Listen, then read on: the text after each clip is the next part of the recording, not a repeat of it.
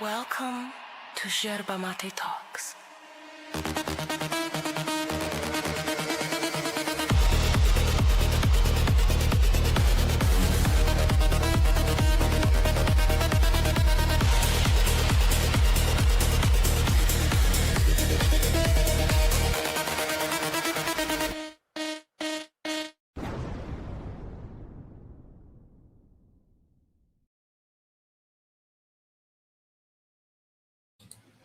Welcome to debate review.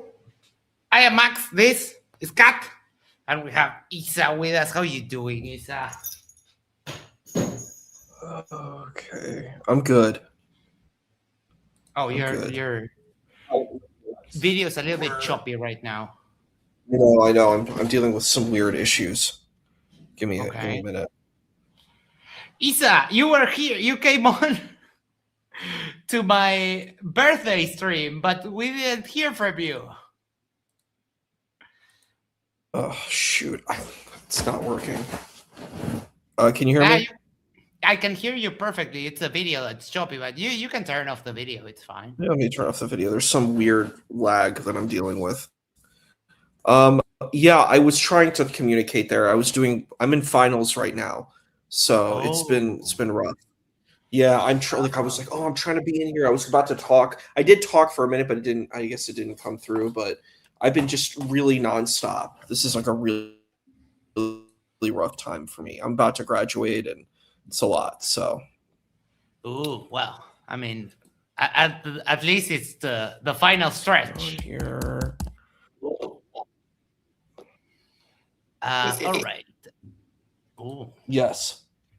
Let me get the link over to the peeps. So if anyone wants to come hang out, we can do that. And today we are reviewing. Well, before we get into all of that, make sure to do the social things like, share, subscribe, send this to a friend, send this to your significant other, go to the corner, yes, the corner of your street, and you'll subscribe to Yerba Talks. And that way we can share that up for the channel. Today we're covering a debate that happened on MDD. And I think we may have found a contender for the worst debater up there with Nadir. So, yeah, it's a doozy. Pin. There we go. And there you go. All right. Okie dokie. Let me move that here.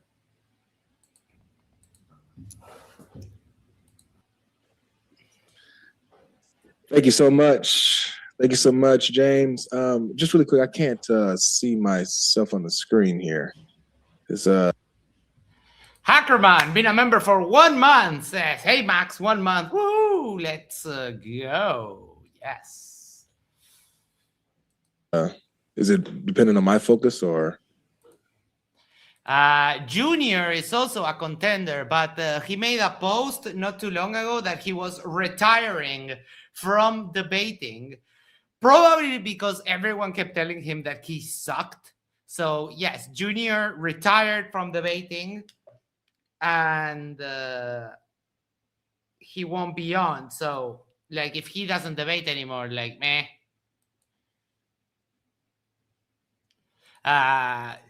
GB Vowel says, this Majid guy is unbearable. Oh my.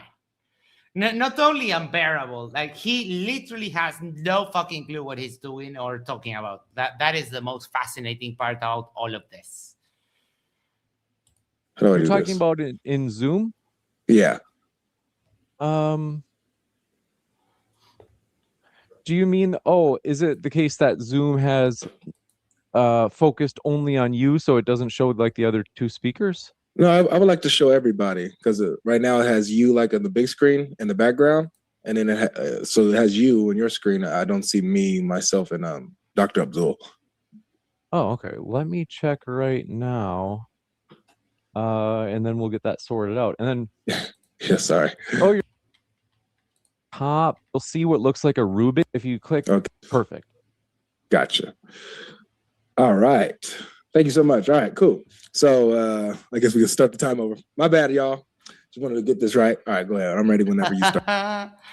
Probing time says, if I was to debate, you'd see a whole new level of worst debater ever. Nah, I don't think so. You've seen enough of this that I think you would at least not totally suck.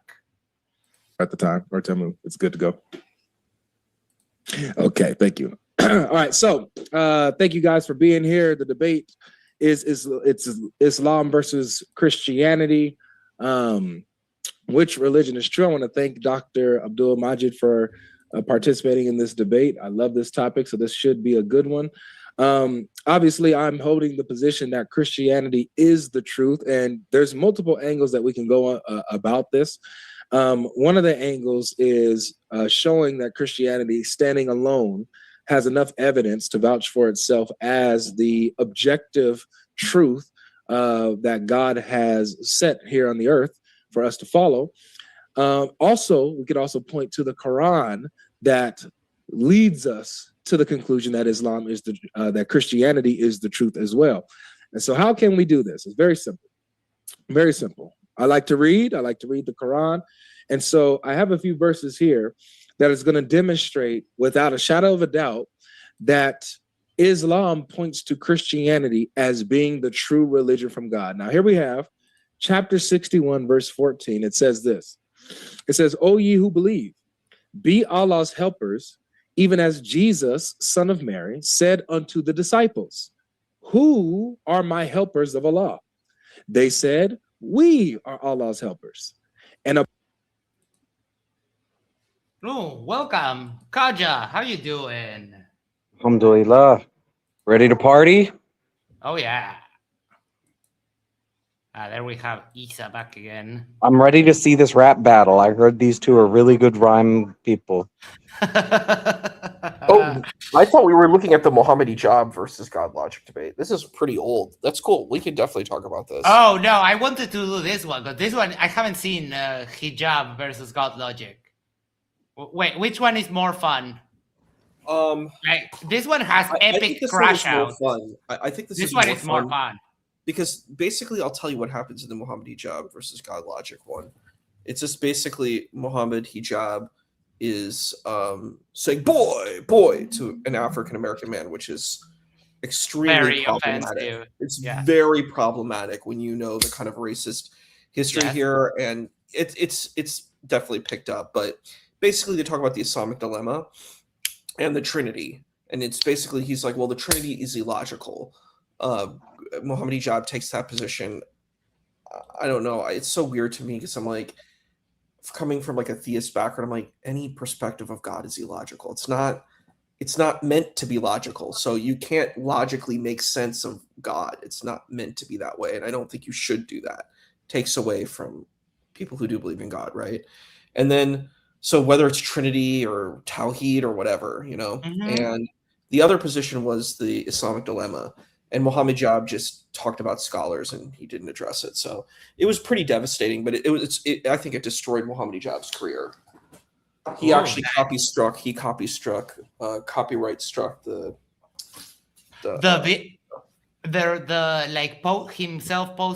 God Logic posting it to his channel. Yeah, and he copyright struck it. Oh, that's what we in the business call a gigantic gaping pussy. Yeah. Oh my, that is horrible. I agree. No, but this one, I mean, I like this one because I watched it. I don't remember what I was doing. I think I had a meeting or something, like a booty call, and I watched it afterwards. And Dr. Abdul he's up there with Nadir as one of the worst debaters ever. So, have you seen this one, Kaja? No, I don't really watch debate videos too often. So when you guys pull me in, I get out in real time. Awesome. All right. Party of the children of Israel believed, while a party disbelieved. Then we supported those who believed against their enemies. The fuck and you doing? They became. I know dominant. He's not even rapping. I thought this was a rap battle. I don't know if he's doing like the Illuminati or like what. So, according to this verse in chapter 61, verse 14, the disciples were supported by Allah. They were supported by Allah in spreading the message of Jesus and spreading the true message. When it says that we're helpers of Allah, who will be my helpers of Allah? That means to spread the message, to spread the truth of Allah, right? To spread the religion. And so Allah said that he helped the disciples do that. He himself took it upon himself to support the disciples against the disbelievers in spreading the message. So, and it caps off by saying, and they became the dominant. So according to this verse, the believers of Jesus, the followers of Jesus, became the dominant group. They dominated in spreading their message. This means that the disbelievers could not come in and corrupt the message of Jesus and the apostles. The disbelievers couldn't come in and overwhelm them, distort, corrupt, anything in that sort where the message is diminished from being the dominant message. Now, one might argue, okay, well, that's just at that time after the disciples. Well, that's when the corruption happened. That's where the true message of Jesus got lost. Well, unfortunately, we have another verse that tells us how long they will remain dominant. So it's not just in Jesus' time. Watch this. Chapter 3, verse 55. It says, remember when Allah said, "Oh, Jesus, look, I am gathering you and causing you to ascend unto me. I'm taking you to myself and cleansing you of those who disbelieve. And I am setting those who follow you above the disbelievers until the day of resurrection." So how long will the followers of Jesus be dominant, be above, be uppermost over the disbelievers? Until the day of resurrection. So from the time of Jesus and the disciples up until now, and all the way up until the day of resurrection, the followers of Jesus are the dominant group. They are supported by Allah. They are pushed by Allah. They are strengthened by Allah to overcome, overwhelm, and be dominant and be above the disbelievers in spreading the message of Jesus. So this is what this means. This means that whatever the dominant message is in regards to the followers of Jesus, those who claim to be the followers of Jesus, whatever the dominant message is, that's the message that Allah helped spread. That's the message that Allah helped spread. Now, we got two issues here. We can look at the dominant message and see what it is, and we're going to take a look at that in a second. But the flip side also brings a problem. If it's the case that maybe Islam is, or the Muslims are the followers of Jesus, so we had to wait 600 years after the disciples to get the real followers of Jesus to start, making headway. So that would mean that for the first 500 years, the followers of Jesus actually failed. And Allah failed to keep his promise in making them dominant over the disbelievers. So either Allah failed to keep his promise, if there's at any point where the disciples and the followers of Jesus after were not the dominant religion, were not the dominant group overwhelming the disbelievers, or Allah did succeed, and we're going to see what the dominant message is. For example, since it's Holy Week and tomorrow is Resurrection Day, I think that it's appropriate for us to look at the crucifixion. What is the dominant view? What is the dominant teaching on the crucifixion among the followers of Jesus? Right? It's that he was crucified under Pontius Pilate in the 1st century, and that he rose again on the 3rd day. This is what we're celebrating this weekend. But we even have non-Christians who say such things. For example, we have scholarship. It's a consensus within academia that Jesus was crucified. And all of this is based on the testimony of the apostles. So, for example, we have scholars like James Dunn, who says that it's almost impossible to doubt or deny the crucifixion of Jesus. Bart Ehrman says that the crucifixion of Jesus is one of the most secure facts on the life of Jesus. Well, it baffles me why theists appeal to Bart Ehrman. That is just you cherry picking, and you've been doing so far, forming your argument, Avery. But Bart Ehrman also says that there is no God and there is no resurrection. So You're hinging your argument on a little bit of a fallacy there. So there's a reason why he's using Bart Ehrman. It's because a lot of these particular Muslims appeal to Bart Ehrman. So he's using that source against them. It's not that he actually believes in Bart Ehrman. He's saying that these particular Muslims are using Bart Ehrman as a source. And he's saying, oh, if you want to use him as a source, then you have to deal with this too. It's not that he needs Bart Ehrman for him as a source, but he's saying he's using it against these particular Muslim debaters. Mm-hmm. Okay, fair. But I mean that I don't like the appealing to a scholar that doesn't agree with you. Not my cup of tea. I need to go get my charger for my phone. I'll play this and I'll be right back. Luke Timothy Johnson says that the support regarding the crucifixion of Jesus under Pontius Pilate is overwhelming. Gerd Luderman, who's not a Christian, who says that the crucifixion of Jesus is an undeniable fact. John Dominic Crossan says that he takes it for granted. He takes it absolutely for granted that Jesus was crucified in the first century under Pontius Pilate. Paula Fredrickson, who's a Jewish scholar, who says that the crucifixion of Jesus is the single strongest fact that we have on his life. So what is the overwhelming view, the dominant view in regards to the crucifixion of Jesus? It's that he died. He died by crucifixion, coming from the apostles. So either Allah helped spread the message of the crucifixion of Jesus, or Allah failed to keep his promise in making the true believers dominant, and the disbelievers actually overcame the true believers, which would make Islam false. So we have ourselves a dilemma, ladies and gentlemen. One, Allah helped the true message of Jesus, which was the crucifixion, his crucifixion and resurrection, and therefore Islam is false for denying that Jesus died, but it was made to appear so. So Islam is false for going against the true message that Allah helped spread prior. And two, the disbelievers actually are the ones spreading the message that Jesus was crucified, and that view became dominant. This is the disbelieving view that became dominant, and Allah failed to keep his promise, and Islam is false. So either way we go, Islam is false, and Islam is pointing us to the fact that Christianity is true. So I'm interested to see how my opponent here in this debate is going to counter this argument and solve this dilemma. I'll rest my time there.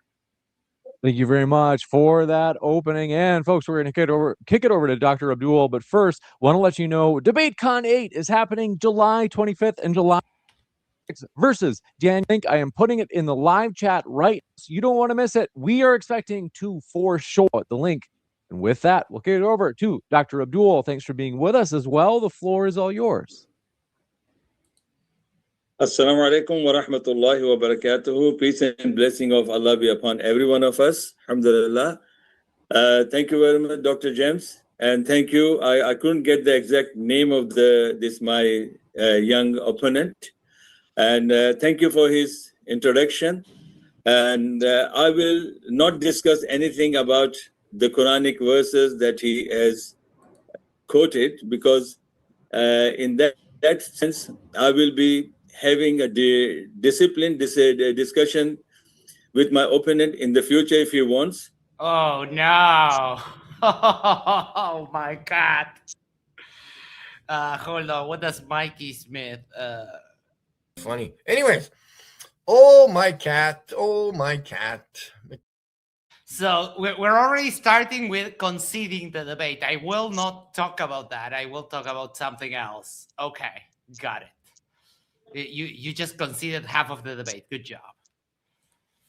We can just talk only directly from the Quran, verse by verse, and then we can discuss about the topic. But since he has tried to prove, and either way he's saying that Allah, if this is what Allah has said about the preservation of the book or this and that, so either way it is false. So I'm not saying anything about that, because definitely he has mentioned the names of some great scholars of today, which I have very high respect for all the scholars.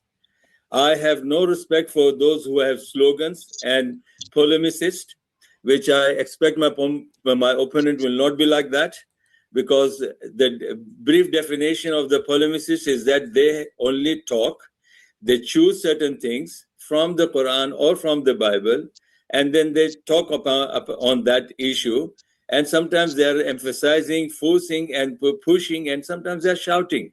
And sometimes I have seen my opponent's, some of his clips. He's a very energetic young man. Compared to me, I'm 61. He may be half of my age. So I have seen him. He's very energetic, and he sometimes tries to... What is all this yapping? Just get to your fucking argument. Why do all Muslim debaters like absolutely suck? Hey, I take offense to that. I take offense to that. But no. Well, obviously the guy thought he was signing up for a rap battle, but now there's no rapping, so he's confused. I'm confused. Where are the rhymes? Isa is a good debater, but in general, like every time we see a Muslim debater, we get the same nonsense. Just give an argument. Like, what is this? Yeah, I agree. I think there's just a lot of... It's not focused. He should have probably wrote an opening. I'm sorry. Yeah. He should have wrote an opening, and he didn't do that. So. And this guy, the most baffling thing to me is that this guy is a doctor. Like he went through the education system. He should know how to make an argument. No idea. It's rough. And most of them, they go away. So he sometimes laughs at them, claps on them.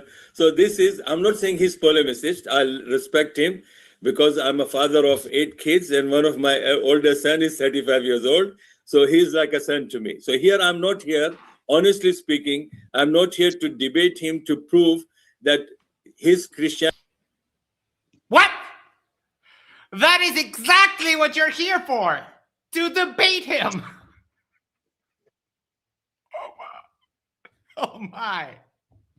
Christianity is wrong. No, this is not my job. All I have to do is, because he believes in the Bible, which is the Bible that is in the hands of the Christians, and I also believe that Quran is our book. So whatever the topic he will be raising, and whatever the points he's going to raise from that, I will only take the Quranic verses, and I will only take the verses from the Bible. All he has to do is either he has to say, okay, this is how we have understood, or this is how you have misunderstood. That's the only thing over here. So let me go to the main point, because he has raised the issue of Jesus' crucifixion. So my understanding from the Quran, with due respect, and from the Old Testament and the New Testament, Jesus did not die. I will not bring the verses from the Quran now, but I will bring the subject at the end of the topic. But now I want to bring some notes and evidences from the Bible, which is proving that Jesus did not actually die. Because the main point is that you're going to take that from the Bible? Jesus was on the cross, he was asking God to help. Yeah, I would love to see how that... It's rough. This is rough. This is a rough opening. We'll continue. Yes. I mean, this is rough as rubbing sandpaper against sandpaper. It's like he's so not organized. Like, he's talking about his kids. I'm like, dude, you've got to be organized and have a thesis, say these are the points, and saying, well, I'm going to, you're not saying how that even fits what you're doing. Yeah, he clearly didn't write any rhymes ahead of time. Isa, what was the proper defense to God Logic's opening? So first, he's not supposed to be going against God Logic's opening. He's supposed to make his own opening. So what I would have done, if this was me, I would have said, look, so the debate is Christianity or Islam true? What I would do, I don't know if I would even debate this type of thing. I don't really like this topic because I think it's a weird topic. But if I were to debate it, I'll say, look, I've debated, is Islam true? Not is Islam or Christian versus Christianity. I would argue the point that I did with MENJ versus God logic. Would I debate against God logic? I would have used that opening where I would have said, well, Islam is true because it has a support for prayer. I would have used my philosophical arguments that I made. If you remember my opening for that, I would have done something along the lines of that. Vaguely, and I would have just focused on Islam. I wouldn't talk about Christianity at all. I would just say, this is what Islam has to offer. Islam has tazkiyat nafs, purification of the self. It offers a certain route in life where you can be better yourself. It has a good thing for community. These are the types of things that I would focus on, and I would focus on the highlights and the positive elements of what Islam offers. And I would fully focus on Islam. I wouldn't talk about kids. I wouldn't talk about Christianity. I wouldn't talk about Jesus. None of this stuff is relevant. I would focus completely on what are good arguments for Islam. And obviously I'm going to argue for more of like a Sufi variant of Islam. I'm not really going to be looking at Salafi Islam.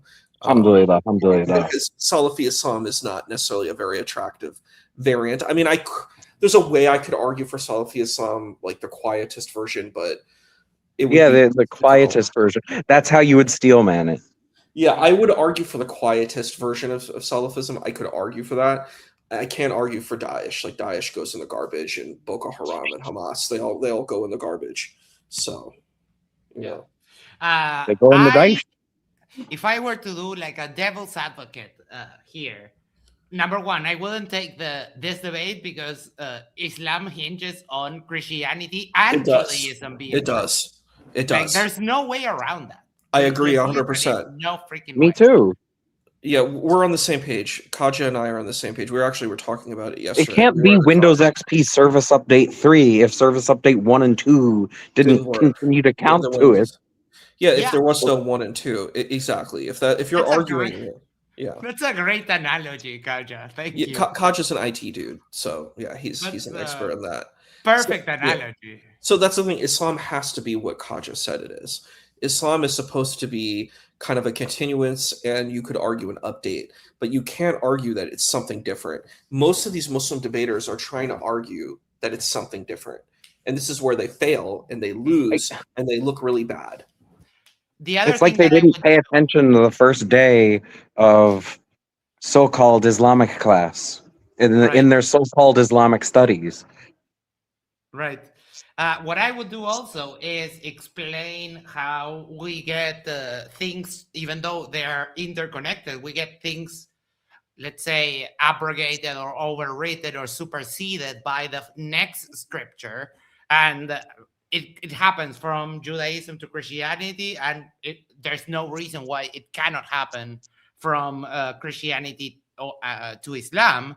And you can give examples. You can show how the Old Testament and the first part of the New Testament says over and over that the law is meant to be kept forever. And then when we get to Paul, it's Paul that does away with the law. So you have a supersession there, and you can just skirt the Islamic dilemma entirely with that. Okay, which I will bring the verses from the Bible. And the Bible confirms that Jesus asked for the help and he was heard. That means he received the help. And So, the help was I not... don't mean to interrupt here, but again, I think this is important. Our friend here, Dr. Abdul Majid, is talking about Christianity. His goal is to prove, is Islam true? If you're going to make a cohesive opening for this, you have to focus completely on Islam. Yeah. You cannot talk about Christianity. And most of these Muslim debaters don't know how to do that. They're not actually good at debating for Islam. And I'm not going to toot my own horn, for between you, Kaja, and you, but I think it's fair to say this is why as a Muslim debater, I'm probably one of the best when it comes to this on the server, is because I actually talk about Islam. Most of these debaters don't even talk about Islam. They talk about everything but Islam. So how can you be a Muslim debater when you don't actually talk about Islam? Right. Do you get what I mean? You kind of need to talk about the topic. So Aldebaran has a point here. Muslims apologetics argue like flat earthers. They attack the other side without showing evidence for theirs. They don't even talk about their position. Like Daniel Hakikachu is the expert of this. He's really, really good at destroying other people's arguments. But when it comes to defending Islam, he can't. Most of what these people do, particularly with the Islamic dilemma, is they say, well, these scholars said, I'm like, yeah, but you're not defending Islam. You're appealing to scholars. It's called an appeal to an authority. Even if the scholars say it, the scholars could be wrong. How do we know that the scholars are right? You're granting that you're making a presupposition that the scholars are correct. How about if the scholars are wrong? They could be. I mean, there is contention in this. So, and when you're in the Sufi world, as Kaja and I are very familiar with, scholars are not that important. They're not the primary thing. It's people who have spiritual experience. That it takes more precedence over what scholars say. Scholars are not that important in kind of spiritual Islam. It doesn't even matter. It's about the spiritual experience. It's about teachers who have wisdom. It's very similar to like Buddhism. This explains a lot. Thank you, Isa. Yeah, it's a very different precedent. The mystical Islam is not like Salafi Islam, because Salafi Islam, their whole premise is what does the scholar say? Into the mystical Muslims, what does your spiritual experience say? It's very different. It's a different worldview. Yes, that's how they teach us at the mosque to interpret these things.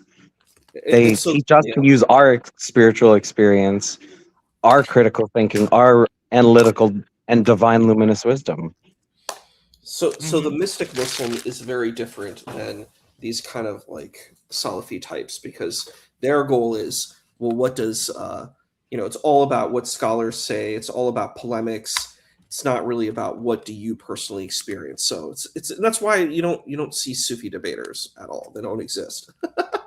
Yeah, and you don't see Buddhists debating either. No. And I'm still not seeing a rap battle. Yeah, he likes God Logic needs to step this up.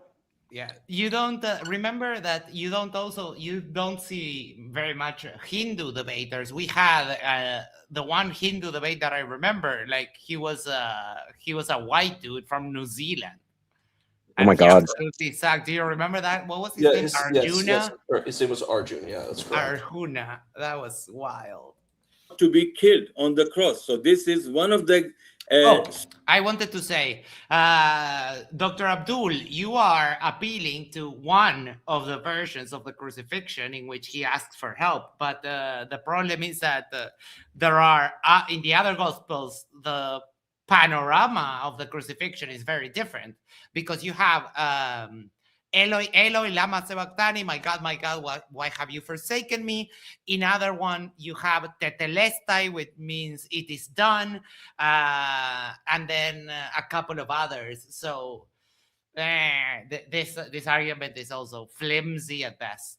Strong evidence that confirms that Jesus was not willing to die on the cross, and he didn't die because he asked for the help, and God helped him because his prayer was accepted. Then the resemblance or the comparison is mentioned in the Bible with the death and with the story of Jonah, that he was in the belly of the whale for 3 days and 3 nights. And Jesus will be the same in the belly of the earth for 3 days and 3 nights. So here the point is that Jonah was alive in the belly of the earth. So Jesus have to be alive. This is bad. I'm so sorry. I'm interrupting again. Boy, this is bad. It's like, do you know who James Joyce is? No. He's a very famous author. He wrote a book called Ulysses. His thematic thing in writing is called stream of consciousness. And basically what stream of consciousness is like whatever you're thinking, it's like it just whatever comes out is whatever you're thinking, you move from thing to thing to thing. There's no it's not like on a logical coherent thing, because like our mind goes like that. Sometimes you're like, oh, you're driving and you see the beautiful sky, and then you hear a honk, and then you're like, oh my gosh, the road rage, and your mind just pops from thing to thing to thing. That's what stream of consciousness is. That's how our beautiful friend here is. It's his whole opening is stream of consciousness. It's going from A to Z to F to G. It's completely incoherent. it's incoherent. And using Kaja's framework, this is like, flailing out in a rap battle, like usually when you have to have a really strong rap, if you're doing a freestyle, is that you have good themes. You don't just talk about nothing. Like, you can go from point A to point B to point C. Our friend here is just going all over the place, and doesn't really have anything he's saying. He's saying, using the Bard's work, play, much ado about nothing. Sound and fury signifying nothing. I had a debate exactly like that yesterday, and in that endless stream of conscious nonsense, Kevin went full anti-Semitic. Yeah, it was a flat earth debate, and he only wanted to talk about how McGraw-Hill and the Jews, they control everything. It was absolutely insane. Example and the prophecy or prediction of Jesus will be wrong. Third thing is that when, according to the Bible, the New Testament, that when a person is resurrected from the death, then his body is not the human body that we have. And very simple. Chapter and verse. What? Where does it say any of that? Angelic body, or the body which has sort of a bones and blood and eating food and this and that. Whereas the Jesus rose from the grave, went to the people, told them, touch me, this is my hand, this is my body, and I need food and I want to eat. And later on, he was gone up. In one of the Gospels. The others say other stuff. So these are the few things which I just wanted to confirm from the evidence that Jesus did not die on the cross. But if even we consider from the Old Testament, these are the evidence. If the audience wanted, I will bring it all over here. But as I said, my argument will be only from the Quran or only from the Bible. And I'm not referring to any modern scholars today to support my argument from Islamic perspective. And with due respect to my opponent, I will not accept the explanation of the Christian scholars, what they have said about that confirmation. And I do respect in the sense, because they are Christians, and to make their faith strong, and to make the people believe that Christianity, Trinity, Bible, the divinity of Jesus and crucifixion of Jesus, these are all true, and the rest that is not confirming, and the Quran is contradicting itself, that Quran has preserved it. Dr. David Wood has also brought 10 points, which I've already answered on the video. It's available on YouTube. So my main point is that even if we go to the Old Testament, Old Testament also confirms that human sacrifice is considered to be the gravest sin. And there are so many verses which say, do not kill your children. I'm sorry? This is one more. This is meandering. This has nothing to do with. He said, I will show the Bible, and I will read from a Quran. I read from Bible. A wonderful, a great, wonderful thing, wonderful situation. That's what we're hearing. It's quite bad, but yeah. We had someone else join. Huda Alexander. Hello. Yeah. She's with me. Hi. Oh, okay. Hello. Sorry about that. Yeah, no, but Issa's right. This is why you need to have your opening argument prepared. I can't believe none of these people ever come to their debate without anything written out beforehand. Yep. Bible. I read the Bible, Quran, 8 children.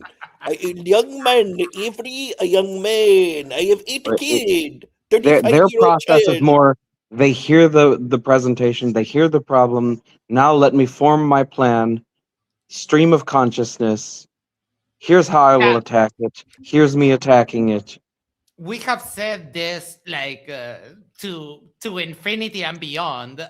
You don't address the other one's opening in your opening. You need to build your case, and then you go into discussing what the other says. But if you go second, you're literally wasting your time going into straight into rebuttal. And then you know what's this is what we tell them. Brother, Indeed. And you know, this is the situation. Like, if you look at I've seen the whole video that's from. Oh, that's silly. You know, in the debate that I did with Apostate Prophet, and when Apostate Prophet was my partner, and when David Wood was my partner, I used my opening, and then I called back on the opening that I used and said, here are the arguments that I made. And now I'm going back to these arguments that I have, because I have my toolkit that I can draw from. Like, for example, with the David Wood debate, I said, look, here's the argument that I made about how if you say that the Bible is corrupted, then you have to, there's a global conspiracy. You have to deal with that. Ooh, and I brought that up, and I drew on it from the debate. What does Dr. Abdul Majid get to draw from this opening? He's just like filling the air. Huda, you have to hear this too. He just fills the air with his arguments. It's just like, he's never going to come back to any of this. You can't, because it's just a bunch of incoherent. I don't want to call it nonsense. Babble. Yeah, it's hard for me. I want to be respectful of my elder. I want to be respectful of my elder, but this is rough. This is rough. I love what you say about creating a toolkit. So you present your toolkit. You have your toolkit to go back to, and especially in a debate on this topic, you have a vast toolkit that you can establish right away that's very useful to go back to. The toolkit here is Bible, Quran, Bible, great toolkit, wonderful. No toolkit, no ammunition, no weapon against the other words. It doesn't even matter that God logic isn't rhyming. Young man, I'm a super fan. Ashton says, unsurprisingly, Isa's brown guy impression is a banger. And Tay said, Isa needs to impersonate a scammer. So I'm going to have two requests for you, Isa. Can you please say in an Indian accent, click on run? Click on run. My name is Joshua Smith. By the way, my name is Joshua Smith. You need to click on run. Can you open up your browser so I can see your information? And then hold on, you need to be freaking out and say, do not click on redeem. Do not click on redeem. F you, screw you. You gotta reference those scammer videos where they hack the scammers and be like, no sir, don't click enter. Yes, that's exactly it. Don't click enter. Stop clicking enter. This is your fault. You keep clicking enter. My name Mark Johnson. I am from FBI. My name Mark Johnson. All right, let's keep it going here. Children for those false deities. Do not sacrifice your children for deities. So now when we come to the New Testament, now if Jesus is, as the Christians believe, that he is a beloved son of God, begotten son of God, according to the King James Version, is a begotten son of God. So in Old Testament, he is saying sacrifice of the children is prohibited. And in the New Testament, he is sacrificing his own beloved son. And this is for the sin of other people. So this is a very doubtful thing that is unclear. And at the same time, if the Bible it's funny that he made one good argument so far, and it's this one, but he hasn't laid it out properly. And that is that, number one, the Old Testament says that the sins of the father don't get transferred to the sins of the son. So we have a huge theological problem of original sin. Why is that inherited? And then also that the atonement, you cannot atone for the sins of others. So he has a point right there, but he hasn't been able to articulate it properly. But you don't want to use this point because then you have to attack Christianity. This is why what we established before. If you're a Muslim debater, you can't really attack Christianity or Judaism because this is your framework. The framework are these teachings. So if you try to discard and attack these teachings, it's a dangerous no-go zone. You have to be very smart in dealing with this. This is why I say focus on Islam, focus on the positive elements of Islam instead of attacking Christianity. Because if you do attack these things and say, well, they're contradictions, then that means that Islam is affirming traditions and teachings that are false. So Islam is affirming contradictory teachings. When you do attack these texts, you shoot yourself in the foot. It's just not a smart maneuver. But a lot of Muslim debaters just gleefully do this, and I'm like, this argument does not work the way you think it does. So there's a lot of more ramifications down the line if you take this position. Yeah, but I still think within the context of what he's trying to do, attacking Christianity as being false, those are the things that you might want to try. But you don't want to say Christianity is false. You want to say that Islam is an update to Christianity. That's your goal. A member from chat has a very good question. If Jesus gets 72 virgins, does he keep them in the Dragon Zord? Of course he does. Tommy's on to something. It's Tommy time. Says, and the Christians make this belief to the people that his crucifixion is the salvation for the believers. Salvation for the believer. Very energetically, he has confirmed that, and I respect, and he should be, because I'm a Muslim. I have my faith, and I'm very strong in my belief. I am very strong. I'm energetic in my faith.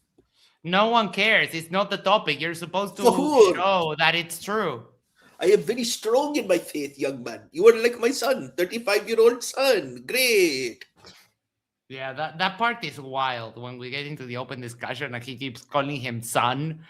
It's like, yo, get back in your lane. You're not my dad. But one thing about Avery is he's very respectful to elders. This is something you see. It's very normal, like in very kind of in African-American communities, like being respectful to elders is like a really important thing. So Avery does that, like especially if you're like in conservative, like Christian household or a conservative Muslim household, you would, the way he talks to him, you'll see it. It's something I've seen a lot. So I respect that, and that should be. He is not hypocrite. He's innocent, and he is honest, and he's sincere in his whatever the claims are there. But at the same time, my argument has to be considered by all three of you and the audience who are watching. You haven't made an argument yet. Sorry. That I will not speak anything from, other than the Bible, and that's simple English. The Bible, simple English. Bible, simple English. Wonderful, great. I can debate this him. Just let me I can just start meandering and just talking about whatever I want. Yeah. I think I would do a better job, honestly. Probably. I once saw a goat.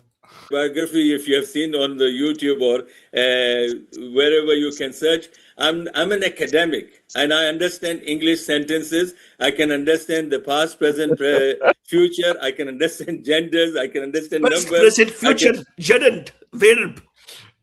Big whoop! I speak English too. Like, what's the deal here? My dear friend, it's a verb.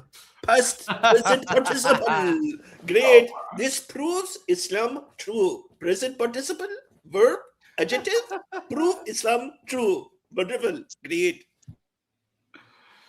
Understand, when the statement is, where there's a statement, the sentence is, where the subject is, where the predicate is, all that. And plus, I would also request my opinion that when he wants to refute my verses from the Bible, then I want him to read the full topic before and after.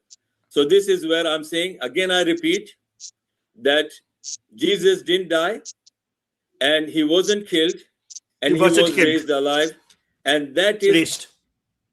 So subject predicate. Islam. So I know Issa's cracking everyone up, but this is also based on a real person who I really miss, and Yeah, thank you, Isa, for reminding me of them. Like, you're making me remember so many positive memories. That's sweet. I wonder what You know who the person is. what do these guys think that, okay, because the Quran says that it was appear to them, it was made appear to them that he was crucified, but he wasn't crucified. So what happened with Jesus? Did he die of old age? There's different arguments. Like Ahmadiyya Ismaili have a different argument. We don't really know. Some people believe that there was a replacement theory that Judas went on the cross, or some other guy took on the face of Jesus, went on the cross. There's different theories because the Quran isn't clear exactly what happened. So okay. In general, we still believe that he rose to heaven either way.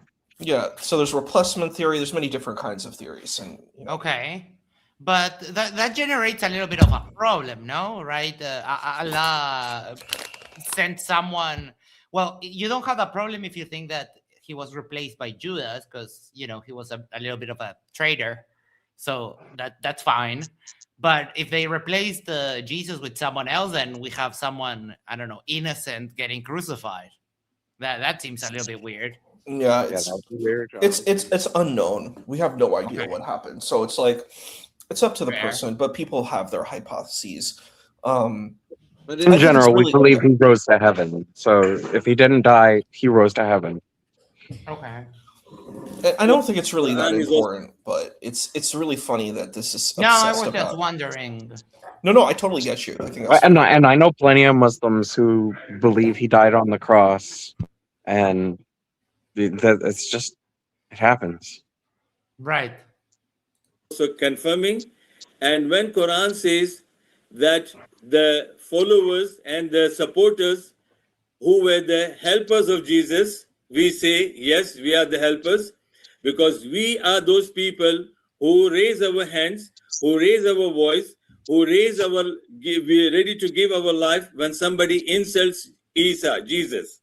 Whereas I have seen that when on Christmas night they have lots of horrible things are made for Jesus, and I see most these energetic debaters on YouTube, or who are putting down Islam and this and that, they have never ever said to these Christians that what are you doing with the Jesus? Why are you making such kind of videos about him? Why are you speaking about him? Whereas I, being in UK, I have stood against that.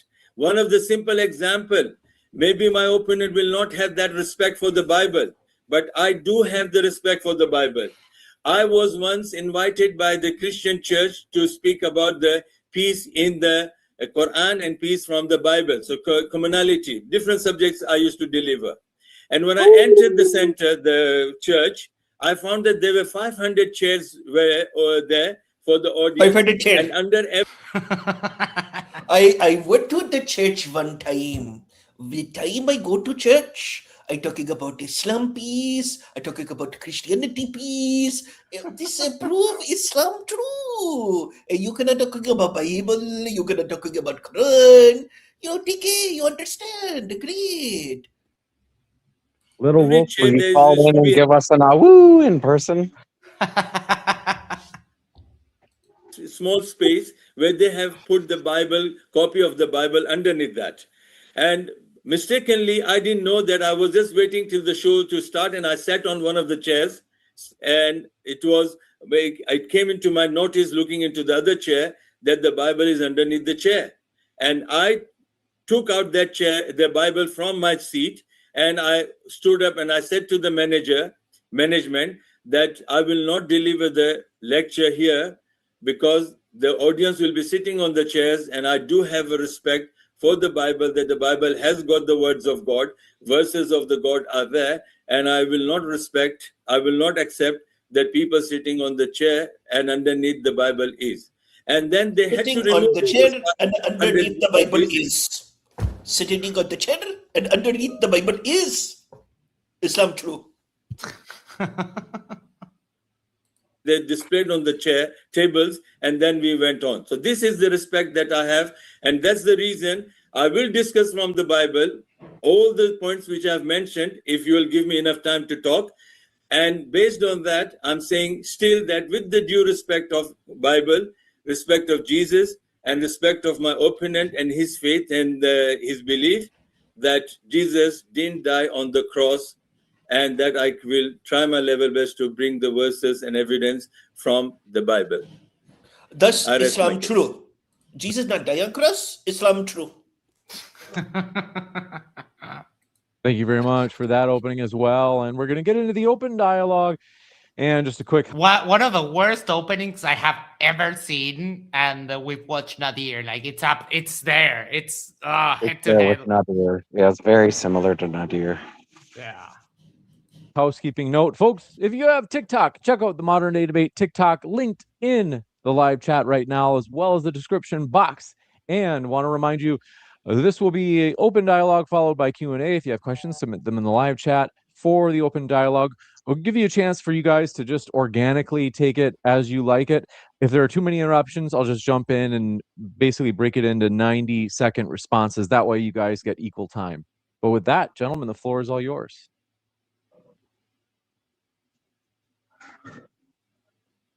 Well, you might be on mute. Let me check. Where do they get these guys? Sorry like, can't they vet their opening? So, just to start off with...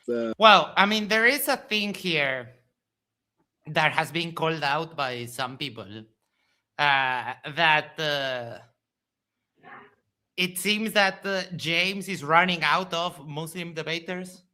So we're kind of scraping the bottom of the barrel when it comes to this.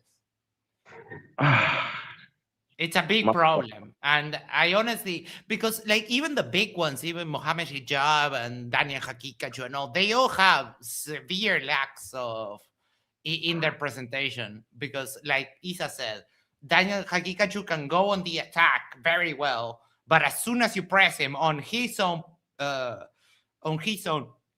religion, he crumbles, like literally crumbles.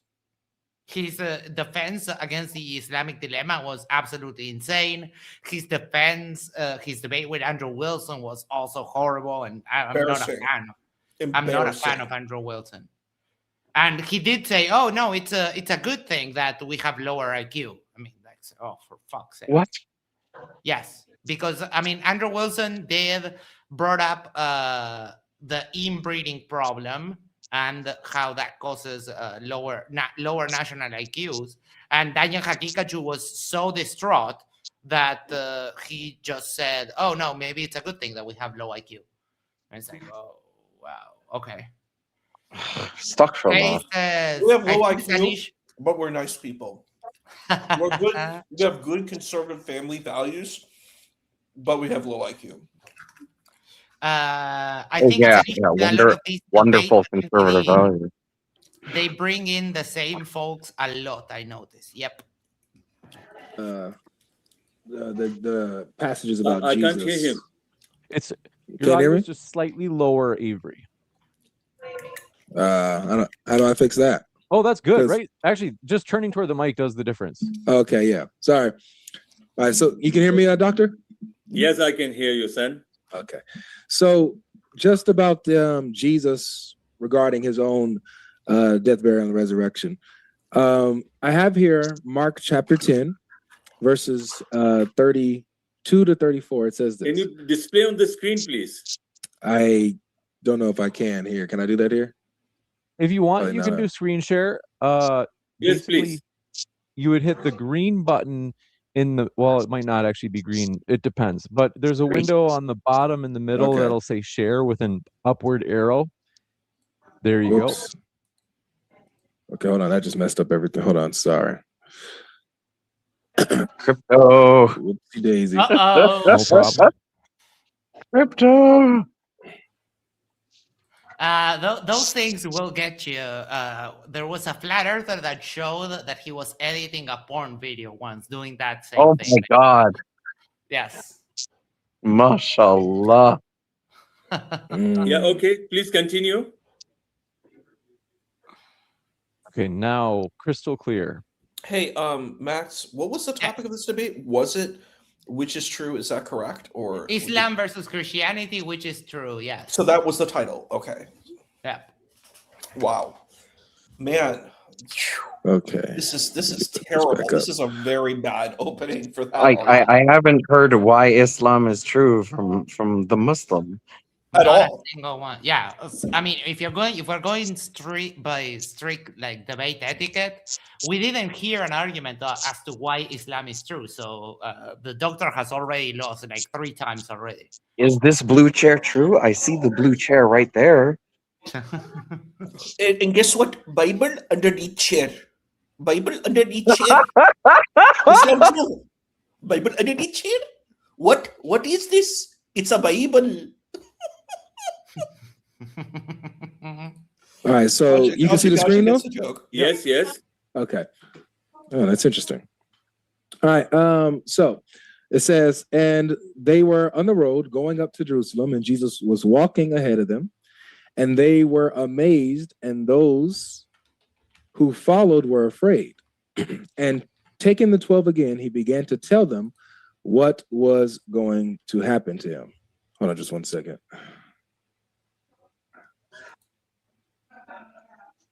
I'm going to tell you one thing right now. This is a really bad argument for Dr. Abdul Majid. He is trying to talk about the Bible, and he doesn't know the Bible well enough. You're debating a person this is their religion. You know what I mean? And he made the claim that the Bible says that Jesus didn't die. That's just completely false. That's just not true. There's no way you can use the Bible to defend that argument. If you want to say the Quran said it, maybe you could make that argument, but that doesn't prove that Islam is true. You know what I mean? You don't have a case for that. This is why these Muslim debaters are really bad. Like they're really just not. They don't know. They using Gen Z language. They miss the assignment. They don't know how to do this. So and from what I've seen, the big like anti-Muslim Christian debaters like Got Logic, David Wood, Chris from Speaker's Corner, and some others, they really do put in the work of studying the Quran, studying the Hadith, and they do put in the effort. And Muslims seem to not be able to do the same thing.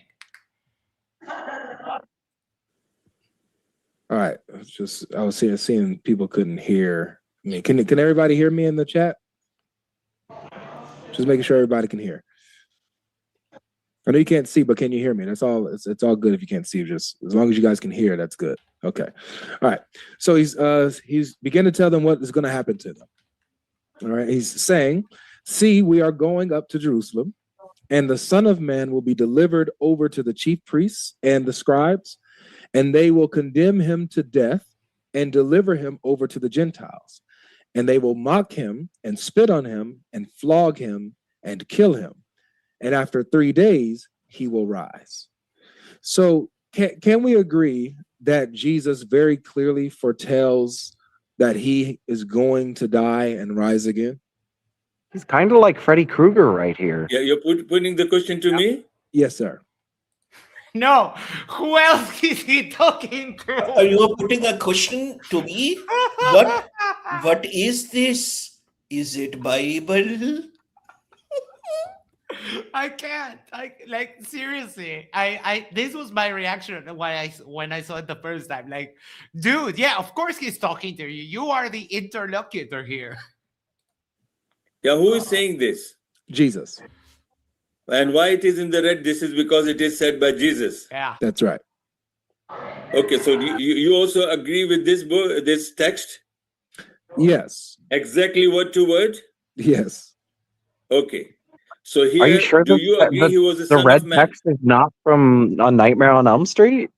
It really could be Freddy Krueger right here. That's what happened to Freddy Krueger. Rise from the grave, and he won't behave with the face he's got. He don't need to shave. He's the Son of Man, and he's Not the Son of Man. Father then. Yes, he's the Son of Man. He's the Son of God. He's both. No. Can we agree that it cannot be like that? Agree? Well, that's a side issue, Doctor. I just no. It is not. This is the problem. This is the problem. Can you agree that he said that he was going to die and rise? That's just all I want to know. See, I have no problem with this. I understand this, but I will not choose any one particular phrase in the text. I will understand from saying See, we are going to Jerusalem, and the Son of Man will be delivered. Now see, we are going, and the Son, again, grammatically, first person, second person, third person, here it changes, okay? No problem. I'm not going into grammar now. See, we are going to Jerusalem, and the Son of Man, will be delivered over to the chief priests and the scribes, and they will condemn him to death. They will, and deliver him over to the Gentiles, and they will mock him and spit on him and they flog him and kill him. But Jesus is saying that he is going to be killed? Yes, he is. He says that Yes, he is. He's referring to himself as the Son of Man and speaking in the third person because, they will do that. Yeah, so he says that he will be killed, and after 3 days he will rise, right? Yeah. So this is, again, he is talking about something going to happen in the future. Correct. You agree with me? Yes. Okay. And the other stories from 9 to 20 speaks about the future. Right. So in the future, future from here, from this point in this conversation, yes, in the future later on, Jesus is saying that he's going to be killed, mocked, flogged, spit on, and then rise again from the dead after 3 days. Correct? Yes. Okay. But so far not happened yet from your Bible. It didn't happen yet. You're right. It Yes. didn't happen yet. So, Please. so Jesus, being a true prophet of God, he prophesizes that he is going to die by crucifixion, right, under the Gentiles, and he's going to rise again from the dead on the third day. So with this being said, we have Jesus foretelling his crucifixion, and then obviously we have these appearances that you even mentioned. You brought up him showing his hands and his feet and his side, right, the holes in his hands and stuff in John 20. And so we see that according to Jesus, we have another verse here in Luke 24. He says it again. He says, then he said to them, this is after he resurrected, he met the disciples on the road to Emmaus. He met a couple of them. He said, these are my words that I spoke to you while I was still with you, that everything written about me in the law of Moses and the prophets and the Psalms must be fulfilled. Then he opened their minds to understand the scriptures. I want to say one thing about this.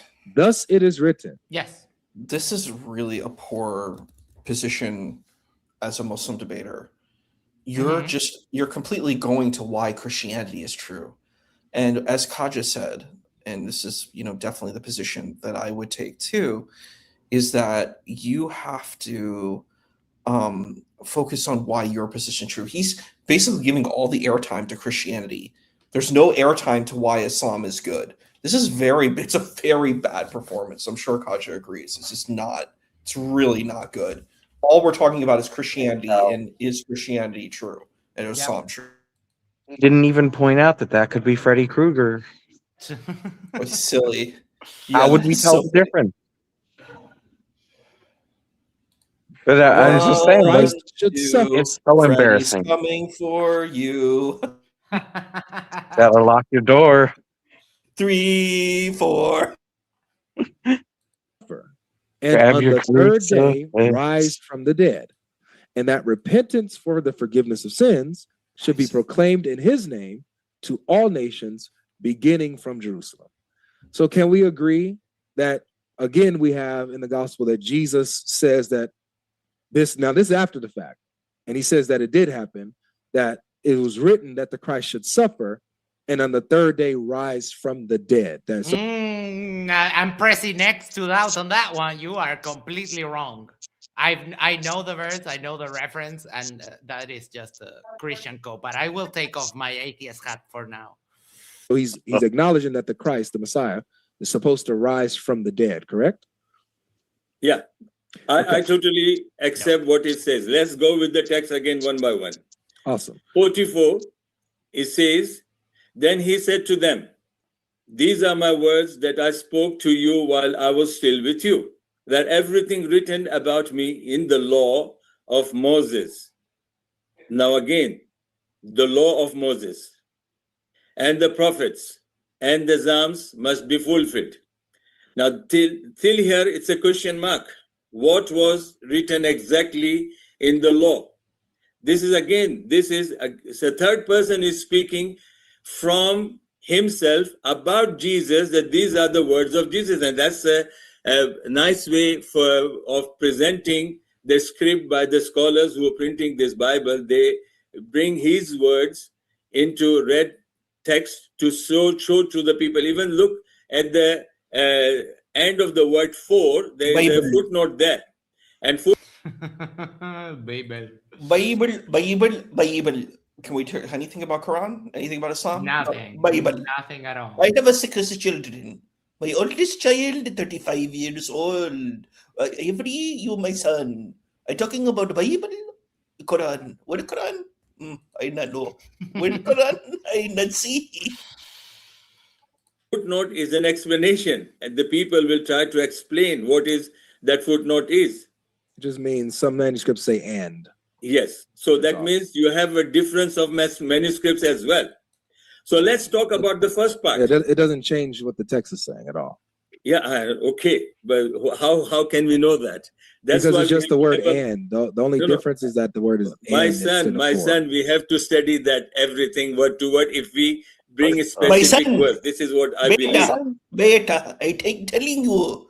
We have to study. Beta, studying. I'm going to. I didn't know what counter to start, but we will start my son counter. Give me one. We need a my son counter. How many do we have? Like, do we have 10 at least? There were so many. I got you. Here we started with 2 already, so let me drive it back to 0. Haven't heard much from Huda. How you doing? Feel free to chime in whenever you want. Yeah, whenever you want. They're here to sing us the Gummy Bears theme. Gummy bears bouncing here and everywhere. High adventures beyond compare. We are the Gummy Los Bears. Osos Gummy Son. Yes, that I remember the song, but I remember it in Spanish. That as an academic lecturer, or if you are teaching in the class or school or the university. Wait, Huda, we haven't heard from you. You unmuted there, but I didn't hear anything. I was speaking. Can you hear me now? We can hear you now. Yes. Okay. Yeah, the voice wasn't coming out earlier. I'm just listening for now. And hopefully, if I have something to say, I'll just chime in. Any thoughts on what we've heard so far? I'm holding off my comments because I came in a little late. I don't want to say something and just completely miss.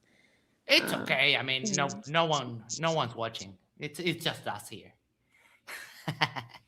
Respect for wanting to form your thoughts first. Exactly what the debaters are not doing. Yes. Script to the students, and if it says that this is also in the another script, then as a teacher, as a lecturer, my duty is to bring that as to compare that. Now that's not a problem. We are not here in the school here. So my other point is, then he opened their minds to understand the scriptures again. And then he said to them, thus it is written that the Christ should suffer and on the third day rise from the dead. All these are accepted from the Christian's perspective on one side.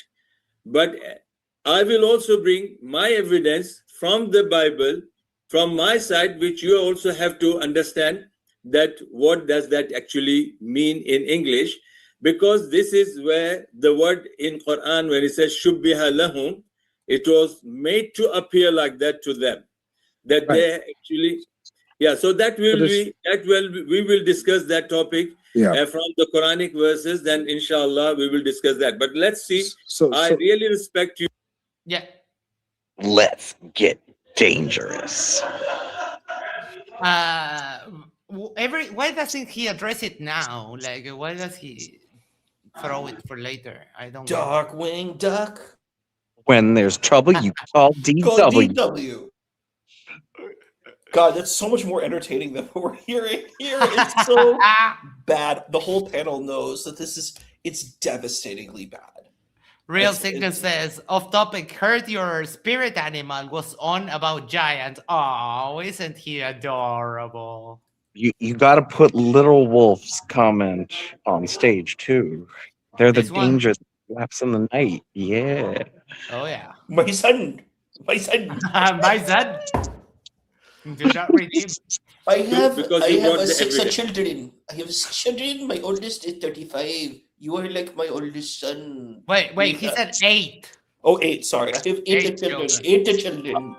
I thought he said 78, and I was like, how can his son be so old? I heard someone there got a booty call. And I'm grateful to James as well that he is showing the screen. So All right, I so believe just that so good. So just to be clear, so by the verses we're looking at on the screen, Jesus not only foretold meaning prophesied his death and resurrection in the future, but also talks about it as being fulfilled, meaning it happened. So he says it happened and it was done, according to what we're looking at here, correct? Yeah, That okay. it was fulfilled. This is one side of the Bible from the Christian's perspective. Go ahead. Okay. The next. What is So- your next evidence? So now with Jesus himself acknowledging that he died and rose again from the dead, my question to you would be this: what is among the Christian, what is the dominant view when it comes to the the death of Jesus? Is it that he wasn't crucified, or is it that he was crucified? Okay, have you done with your evidence? Just for this part right here. No, if you have, because I'm going to bring those verses from the Bible, which will prove that Jesus didn't die. So if you have still more, I'll still give you time to bring your evidence. Yeah, I'm just asking on this. What is the dominant No, view? so far I agree with you from your perspective, not from my belief. No, yeah, I know. I'm just asking. I'm Poor asking grandfather. objectively, what is the dominant view on the death of Jesus? Is it that he didn't die, or is it that he did die? No, definitely based on what you have produced over here, what you have shown, definitely it confirms that Jesus did die. Yeah, no. And So then he was raised. I know that's not what I'm asking. So if we take the other verses that you're even going to show, I'm talking about the view of the people, based on the view of the people, the followers of Jesus. Which people? The followers of Jesus. Okay. Okay. What is the dominant view that they've held, and they held even to this day? This is what it is very clear. That's the reason. The I Bible brought under the topic. chair. Yes, according to Bible under chair is the view. Michael Smith yells, Christian is false! Okay. Not Christianity. Christian is false. Christian is false, yeah. Well, there's one person that what's the Muslims debater name again? Dr. Abdul Majid. Abdul Majid has gotten Michael Smith on board. Oh, yeah. Michael Smith He's doing it. It's working. now says, not yelling, Christ to rise from the dead on the third day is not written in the law and prophets, so it's a lie. Debate anyone who's not emotional on that. I'm sorry, but what are you, an atheist or are you Muslim? I am hearing something weird in my sound. I'll try to fix it. the followers of Jesus, believers of Jesus, the laymen, including the learned scholars, they all say that Jesus did die on the cross. He was buried in the grave. He stayed there for 3 days and 3 nights. And then he rose from that and he came and the prophecy was fulfilled. Yes. Awesome. Okay. So very good. I appreciate that. So now the reason why that's important is because this goes into the evidence that I gave in my opening statement with the Quran verses that says that Allah made the followers of Jesus dominant in spreading the message. And so therefore, I follow. Hold on, let me put it here so I can yell to the side. Audio warning, because Michael Smith is a little bit emotional, so he's yelling. Thus saith the Creator, Yah, in the law and prophets written word for word. Why don't you? What will be your excuse on Judgment Day? Oh, no excuse, because God is not real. Sorry. Since the dominant message is that Jesus died and resurrected 3 days later, either that's the belief that Allah helped spread and that's the true message of Jesus, therefore making Islam false because it contradicts that, obviously, or that's the message of the disbelievers. The disbelievers overcame the true believers in spreading this message that Jesus died and rose again, and they're No, Michael. No, Michael, you know there's a link right there. If you want to come talk, you can come. But atheism is not a belief itself. So saying atheist believers is just a nonsensical statement. But I'm the only atheist, I'm guessing, here. So like Isa and Kaja and I don't know Huda, what religion Huda is. But if it's He's an honorary Muslim with us right now. Okay. Got it. Inshallah. Inshallah. therefore Allah failed to keep his promise in making the followers of Jesus dominant. And so then Islam will be false either way. You understand what I'm saying? You want me to say this? Yes. Okay, that's fine. So you asked me about the dominant view and objective of the Christians' belief. And I said this is what they believe. Yes, true. And now you quote my verses from the Quran, and you are saying that the dominant or the message is what you believe. Oh, more people coming to crash out on here. That is awesome. Also, which means bear in Spanish, yells, atheism is a belief, a religion in its pure form. Oh, that's adorable. You guys Kaja, I love how you bring people to come crash out on this stream. So, mashallah. Please keep doing that. It's not just me, it's Tommy in the chat with his Dragon Zord. What is going on in the debate right now? Like his argument was so disjointed. I didn't get how he proved Islam is false. The people coming to crash out here are honestly more entertaining than the debate. Michael Smith, who joined very well, says atheist believers only believe. They do not 100% know the creator Yah doesn't exist. They don't only believe they are one miracle away. LOL. That made absolutely no fucking sense. So hello, welcome, Michael Smith.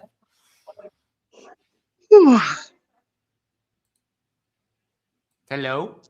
So how did he come to the conclusion that Islam is false? Did he say that, Chewbacca's a Wookiee and he lives on the planet Endor? You must have quit? Yeah. So, Michael, what do you want to say? I guess nothing. Okay. Whenever you're ready, you may have some sound problems or something. When you get that sorted, just chime in. Where did you get this from, that we believe the same what you believe? That's my point. I know that you don't believe what I believe. My point is that the Quran says that the followers of Jesus are made dominant over the disbelievers in helping Jesus spread the message. So that would mean that whatever the dominant message is, according to the Quran, has to be the true message that Allah helped spread. If Allah, right? Yeah, son, the Quran says, وَمَا قَتَلُوهُ وَمَا صَلَبُوهُ and وَشُبِّهَ لَهُمْ وَمَا قَتَلُوهُ يَقِينًا. So, for fuck's sake. Every single time. Why are you wasting time speaking in Arabic when no one understands it? It's an English-speaking channel with an English-speaking interlocutor. I'm sorry, what was that, Huda? No, I was saying exactly, like, that's what I notice a lot of them do. I mean, I notice even Muhammad Hijab does this, where they say something in Arabic just so they sound a little bit smarter, like they sound like they know something. And I find it to be a little bit dishonest. Like, why not just say that in English if you're trying to make a point? I know it has that effect. You're not wrong that it has that effect completely. It's just how their life has always been. When they talk to each other completely off stream about the Quran, if they're doing it in English, they're still going to do it in this manner. Well, they will recite it in Arabic first, and then state it in English. It's how they do it at khutbahs. It's how they do it in discussions with their family. It's just religion for them. But it's pretty rude, as a bilingual person, it's pretty rude to speak a language that someone doesn't speak in front of them. That's one of the first things I learned when... Yeah, it's one of the things they're not aware of. Yeah. Well, do you think that goes into a little bit of like Arabization more than like religion, or like do you just think that's just, you know? I don't know if No. Arabization, but a I don't little think bit of Arabic. I really don't think it's any deeper than them following the thing they've seen a million times in their life. And so that's how everyone in their religion does it. So that's how they do it too. Yep.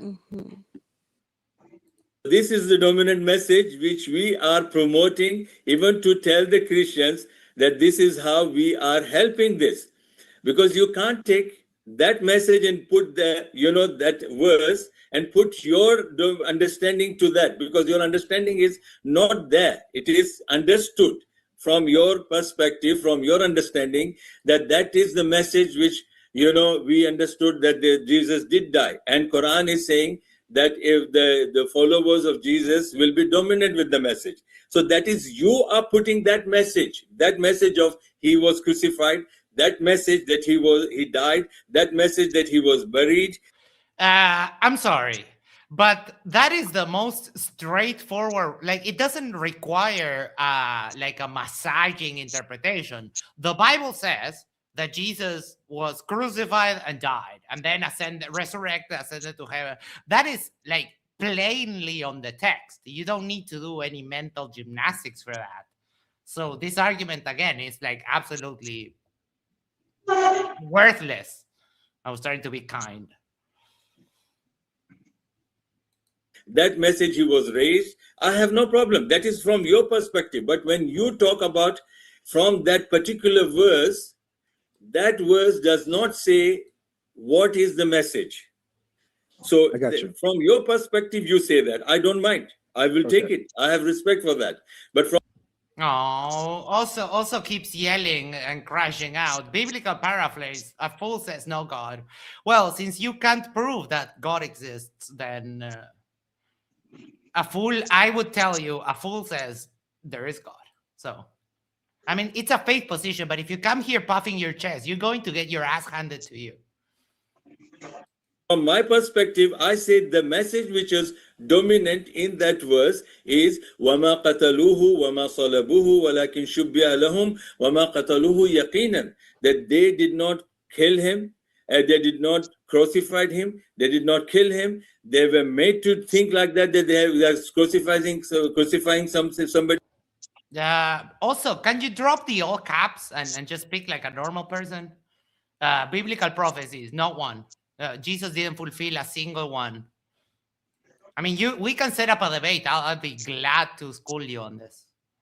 And وَمَا قَتَلُوهُ يَقِينًا, they did not. This is what that verse is in our support, not yours, because you have your understanding, I have my understanding. So this is where the problem lies, Doctor. It's that it's by your own admission that the dominant view among the followers of Jesus is that he was crucified and rose again on the third day. Yep.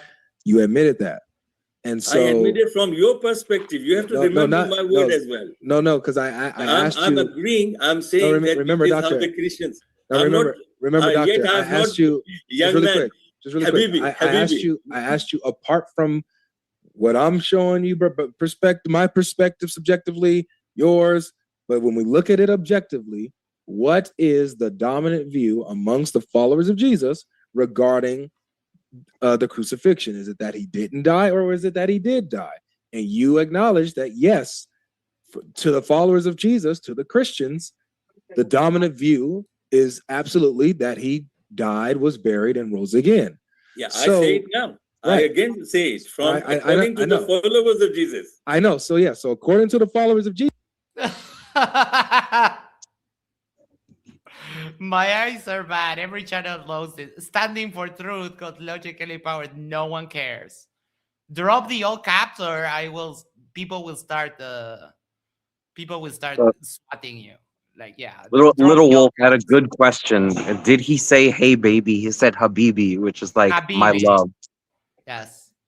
my love, my love. Mm-hmm.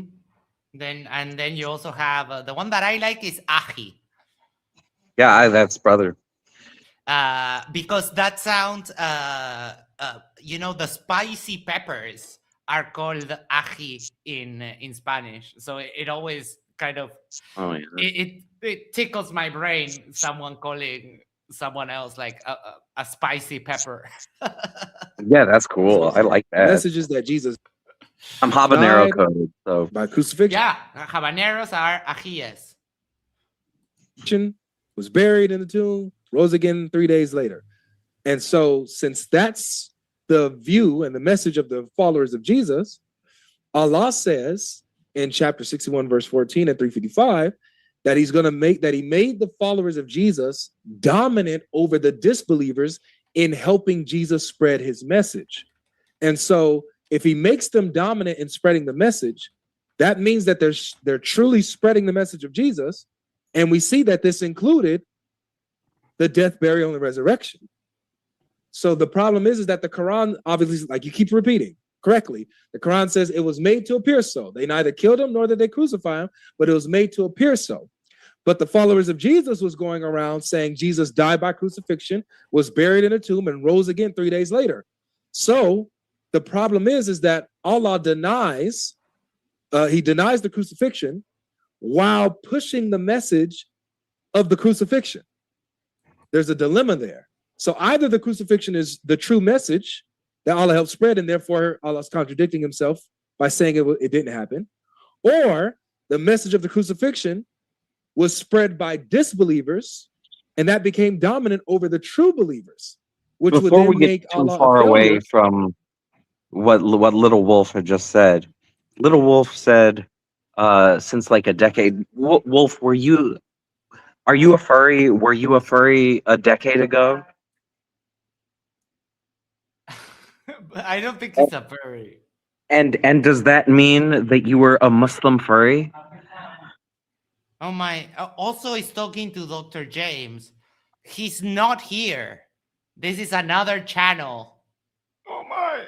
Oh my I've God! been since high school. Alhamdulillah. We got furry Islam in the chat. Oh, he is a furry. I didn't know. Sorry, I thought it was. Just like, I don't know, an internet thing. I don't. We don't kink shame here. It's all good. It doesn't Because he said he'll need to make be a true kink believers. either. Mm-hmm.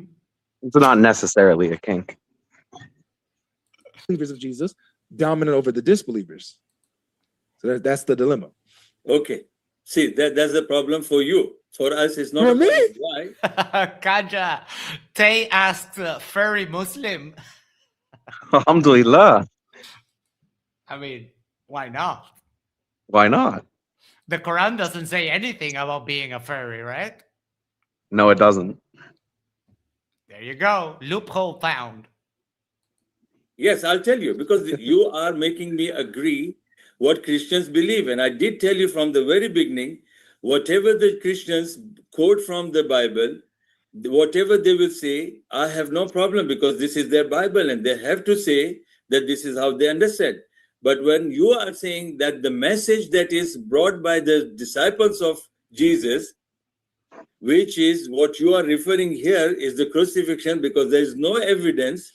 Even from our tafsir, you can't bring that they are saying, our scholars of tafsir will say that this is here the message what you are referring to in 65, isn't it? 61, verse 14. What is that? This guy is 14, so lost. 7. We need some Scott Steiner math up in here. Yeah, 6'7", or I don't know. The only number he missed saying was 69, but I'm pretty sure he was avoiding that one.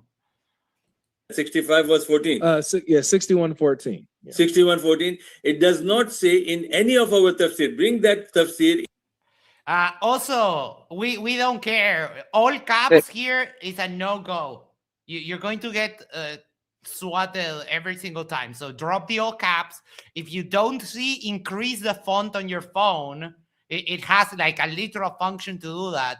and either stop or no more messages will come through. If you know it, because now from my perspective, you have to teach me then that your scholars have understood this, that this message which is mentioned here and being a dominant over other disbelievers, that message is actually the crucifixion message or the story of his dying. If you have that from our sources, and this is how our scholars have understood from that verse, I can take it. I say that message, what is mentioned there, and the disciples of Jesus who brought that message is where it says in Surah Al-Ma'idah, chapter 5. It clearly says that and Surah Al-Nisa, chapter 4, that he wasn't killed, he wasn't crucified, he wasn't killed, and it was made to them that somebody is being killed. And there are verses I will bring. If you will give me enough time, and James will have 2 more coffee cups and give me enough time to read my evidence, then I will say, and this is again from your Bible, I will not say anything, that this Bible is telling me that that story has got some loopholes in that. I'm sorry, I'm not using that word, but I have respect for the Bible. I told you. Okay. If you give me Bible, I will keep like this Bible on my head. I've seen so many. What the fuck is happening here? Oh my god! Like, what is this debate, Abdul? They crack me up, honestly. Oh my! Like. YouTubers, yes, I've seen so many YouTubers. They have urinated on the Quran. They have kicked the Quran. They have burned the Quran. And they have torn the pages of the Quran. And I say they need help. Get well soon. I got you. Shall I bring the verses now? Hold on, because I don't think that you're seeing the problem. That is for sure. He is definitely not keeping up with the argument. Oh, who's this? Is this Michael Smith? Again? Hello. Welcome. I don't know that I'm seeing the problem either. I thought God Logic said that the Christians get to be in charge of how they transmit their teachings. No, he's basically doing about an argument about it's a kind of an offshoot of the dilemma of the it's definitely an offshoot of the dilemma. I can tell that much. Because it's about what the Christians believe and what the dominant position is in regards to the Christians and what they believe, and on a verse of the Quran that says the same thing, that it was the dominant view. Yes, a lot of. Can I be heard? Yes. Oh, okay. Yeah, I'm back. Yeah, it's a lot of misconceptions. Like you even said something that was incorrect, right? When it comes to Christ to rise from the dead on the third day, that's only belief. Yeah, you made reference to that. That's the foundation for salvation for all followers of Christ, no matter what denomination. But it's a great deception and a strong delusion. It's believed only that who they call God said that. And when you said that there are no prophecies of the Son of Mary, you're correct. But that doesn't mean, that there's no prophecies. You just have a misunderstanding of what the prophecies are all about.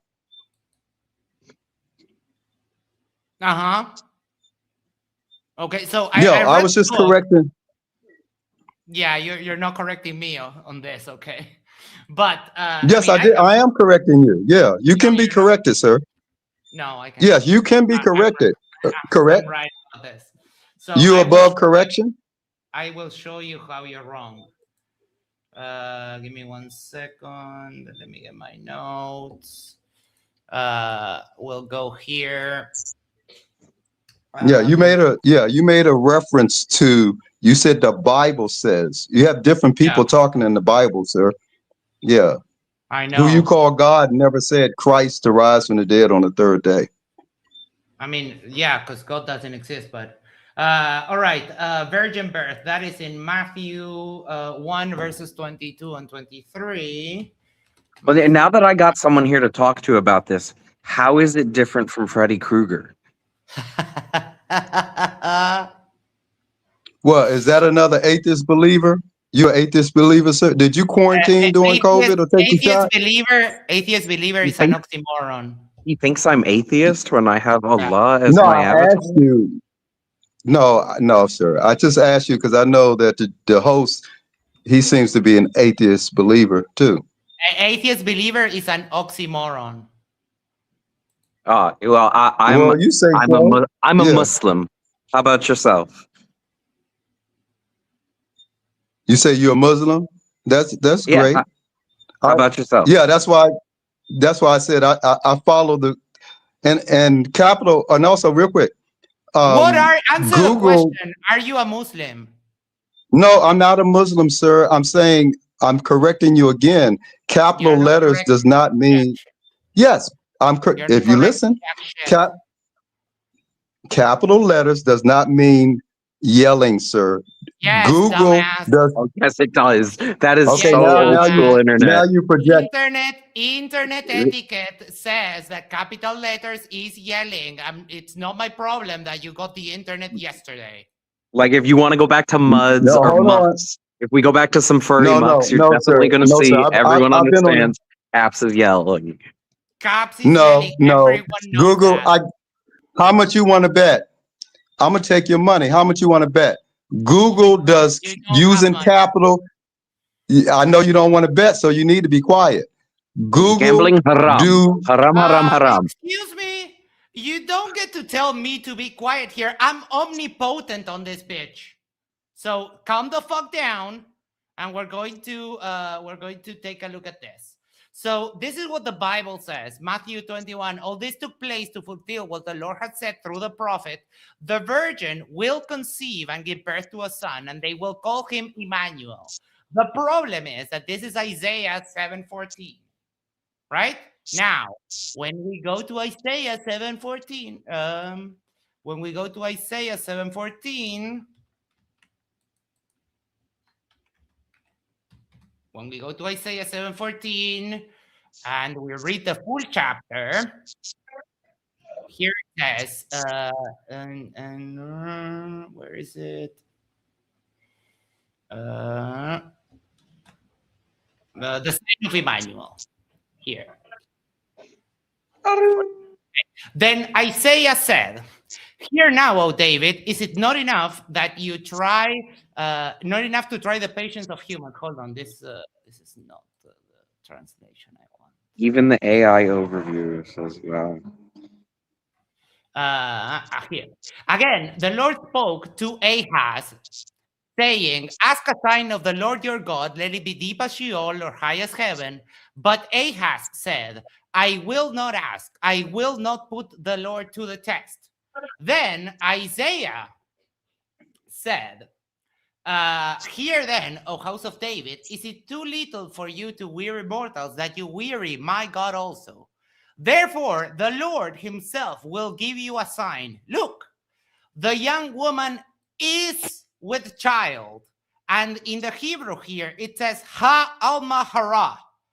And if you're doubting that, in Genesis 34, Alma is used to refer to Dinah after she gets raped. So, child Almahara and shall bear a son and shall name him Emmanuel. He shall eat curds and honey by the time he knows how to refuse the evil and choose the good. For before the child knows how to refuse the evil and choose the good, the land before whose two kings you are in dread will be deserted. The Lord will bring you and your people and your ancestral house such days that have not come since the day that Ephraim departed from Judah, the king of Assyria. So this prophecy is not about Jesus. The three characters that are speaking here are King Ahaz, Prophet Isaiah, and Yahweh, because at the beginning it's Yahweh speaking directly with Ahaz. So you were wrong, and I was right. I wasn't. You said how was I wrong, sir? Because this is not about Jesus. Did I say it was about JC? I thought it was about Freddy Krueger. What happened? No. Let him speak. Let him speak. Did I say it was about the Son of Mary, sir? I mean, you talked to me about the virgin birth. I didn't say, I wasn't talking to you about the virgin birth, sir. You got me mixed up with somebody else. No, you did come here. I said and that the son of Mary, I said the son of Mary is an idol, right? I said No. atheist believers. Oh, you saying no, he's not an idol? No. Why would he be an idol? Compare what is like? Okay, what is your definition of idol, again, what are you basing? that's why I say, okay, you asked me a question. That's why I say you one miracle away for believing in Christ, sir. No, retard. Not me. That's you. And that's why I said the whole Christian faith falls flat on its face because You the have foundation. no fucking clue what you're talking about. Like literally no fucking clue. You keep saying atheist believer. That is a clear indication that you are not prepared to have this conversation. So we're going to go I'm back talking to the about Christianity. I'm prepared, sir. I'm talking about Christianity. I don't know what you're talking about. He's saying I can get to your atheist. falls flat on its face. And you're failing. Yeah, I said Christianity. I didn't say atheism. I'll get to atheism later. But I said Christianity. No, you're not going to get to anything. We're going to continue the debate. So bye. He just wants you to understand. He was saying Christianity falls flat on its face. That's strange. As a Christian, why would you say that? You agree with that, Max? So. I mean, yeah, but also Islam falls flat on its face. I mean, it's trivial to disprove either of them for me. Yeah, it's mashallah. It's Kafirun again. We just the chapter Kafirun explains all of this perfectly. To you, your religion. To me, my religion. That's the point. Isa has told me, and I was very sad when he let me know of this, that I don't fall under the Mushrikun flag, and I also don't fall under the Kafirun flag because I never believed. I've been an atheist like all my life. Well, that's what you believe, and to you, your beliefs, alhamdulillah. Yeah, well, the thing was, I was telling Max about what a kafir means in Arabic. Yeah. It's the trilateral root kafara, which means to cover. Right. So someone who's actually a kafir, according to Islamic theology, is someone who knows what's true and what's right and purposely distorts the truth. That is what a kafir is. It's not just any disbeliever. And see, a lot of Muslims don't know this. They just say infidel. Then I'm like, that's not what a kafir means. These words mean something. Yep. So it's a very specific thing. It means someone who knows the truth and seeks to distort it. So they push back at us so hard when we try to explain that to them. Yeah. It's wild. These people don't know what kafir is. So. All right, we'll continue with this. Tay says, AI overview. Yes, typing in all caps is often interpreted as shouting or yelling, a convention that dates back to at least 1984 and is generally discouraged in online communication. Thank you so much. I don't see. Okay, so is it a true message or a false message? Which message? I'm about to say it. Is it a true message that the verse from the Quran? You gotta let me ask you so you can hear it. I'm about to tell you. Okay. Is the crucifixion of Jesus, that he died, was buried, and rose again in 3 days, is that view and that message a false message or the true message? From Christian perspective, true. No, period. Objectively. We're talking when we talk about truth, we talk about objective. Yeah, from my perspective, objectively, it's not. Okay. So objectively, it's not true that Jesus died by crucifixion and rose again 3 days later. Got it. And yet the dominant view among the followers of Jesus is a false message that he was crucified and rose again, right? Okay. Yeah, from my perspective, that's false message. I understand. So the dominant view among the followers of Jesus is a false message. Okay. According to the Quran, Allah says that he made the followers of Jesus, and spreading the message, he made them dominant against the disbelievers, right? Yes. Okay. So when Allah makes the followers of Jesus dominant, that means that he is helping them spread the true message, and their true message is going to be the dominant message among the followers of Jesus, it can be whatever message they want, though. Yeah, I mean, it could. But I think the argument that Avery is making is it's on point. It's a variant of the dilemma, and I think it's that's why like the doctor is having such a hard time understanding it. She is, Like, yeah. have you seen some of the debates about the Islamic dilemma, the main one per se? Like they have a real hard problem understanding the argument itself. And The dilemma stuff is pretty simple to me. Yes, but because you're honest and you don't lock up in the thing, and you probably don't take the position that the Bible is corrupted, right? I don't. Yeah, and that's I think that's a difference. I think it hits them with cognitive dissonance so hard that they have to literally shut down the argument so that they don't even hear it, because it's such a I find it interesting from the perspective of a debate and how one crafts an argument that is so strong that there is actually no counter, except when you don't take the position that the argument requires you to take, which is that the Bible is corrupted. Right? Christian's perspective, that message. If you're quoting Quran, then you have to bring which message is dominant there. No, I don't have to bring which message is dominant there, because the Quran is actually making a historical claim. No, it's making the claim. Proof for the message. My son, you have to bring the proof from the message. You got to add up my sons, man.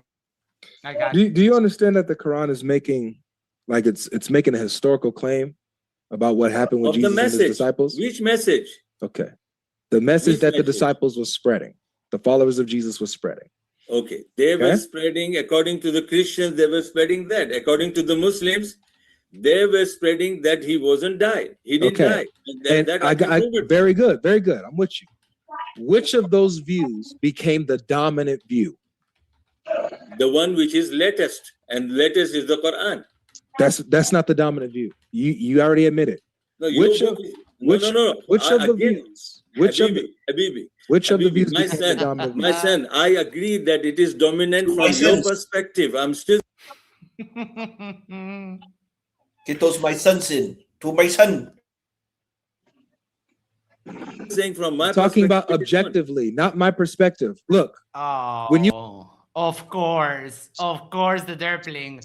I already told you, atheist believers is an oxymoron. Quarantine under mind control during COVID, and or blindly took government mystery shots, shaking my head. Oh, aren't you a full-blown retard? I have a question. What does this have to do with? No, he's crashing out. He's having a little bit of a hard night. It's okay. What does this have to do with My Little Pony? Why aren't we watching My Little Pony? Oh, because we will get copyright struck. But yeah, it's so true. You would. You tally the crucifixion event and what people believe about the crucifixion objectively, regardless if you're an atheist, a Muslim, a Jew, Christian, doesn't matter. What is the objective dominant view on what happened to Jesus? Is it that he wasn't crucified, or was it that he was crucified? Objectively. See, again, you're mixing Christians, Jews, atheists, Muslims. Oh boy, he's not getting it. About Christians, because this is the matter of the Christians. Objectively, according to Christians, he died. Okay. He died. That's not what he's was asking. crucified, and he raised. But you can't put that, you can't, force the Christians, the Jews to believe in that. You can't force the atheists to believe in that. I'm not, even though they do, as I. Yeah, but we don't have to believe in the resurrection to acknowledge the fact that there was probably a guy that went around teaching stuff and doing magic and yada yada, and then he got crucified for being a rebel. That's really not a problem. We can parse Jesus being crucified as an atheist. He was a threat to the Roman government, and they executed him. quoted a Jewish scholar, Paula Fredrickson, earlier, and I quoted the atheists earlier, who all believe that Jesus was crucified. It's only the Muslims that's saying otherwise right now, which is okay, because that's not my argument. My argument right now that I want to hammer down is that you're conceding that the dominant view among the followers of Jesus is that he was crucified and rose again. That's the dominant view. However, that's a false view according to the Quran. So therefore, a false view among the followers of Jesus has become the dominant view, the dominant message. Now, unfortunately, this would mean that Allah helped support a false view become dominant. Either he helped a false view become dominant, yeah, why not? spread a false message, which would make Islam false, or that's not the message that he spread. He did not help spread this dominant view. This view actually came from the disbelievers, the ones who would corrupt the message of Jesus and the apostles, and therefore the disbelieving view became the dominant view. So let me ask it this way. The view that Jesus was crucified and rose again, amongst the followers of Jesus, is this a disbelieving view or is this the believing view? Like, are believers the one who taught this, or are these the disbelievers, corrupt disbelievers who taught this? Now, I want you to repeat the sentence where you are saying that repeat a sentence. if the verse says that If God hands the power to the followers of Jesus, and they want to start saying that Jesus is a green toaster, they then have the power to do so. Like, why not have at it? The issue that is problematic in this debate is our fine Indian gentleman here does not know English well enough. I'm just being honest with you. And I think he kind of knows that. That's why he talked about predicates. This is someone who, when you talk about like grammar and stuff, that's like when you feel not confident in your linguistic skills, you know? That's a good catch. Talking about predicates and verbs and adjectives. Like, you don't talk about that kind of stuff. You know what I mean? I think he feels that he's not confident in English language. And clearly he does not understand what his opponent is saying because he's not actually addressing him. I think there's a linguistic barrier here. You know what I mean? I think that sounds objective.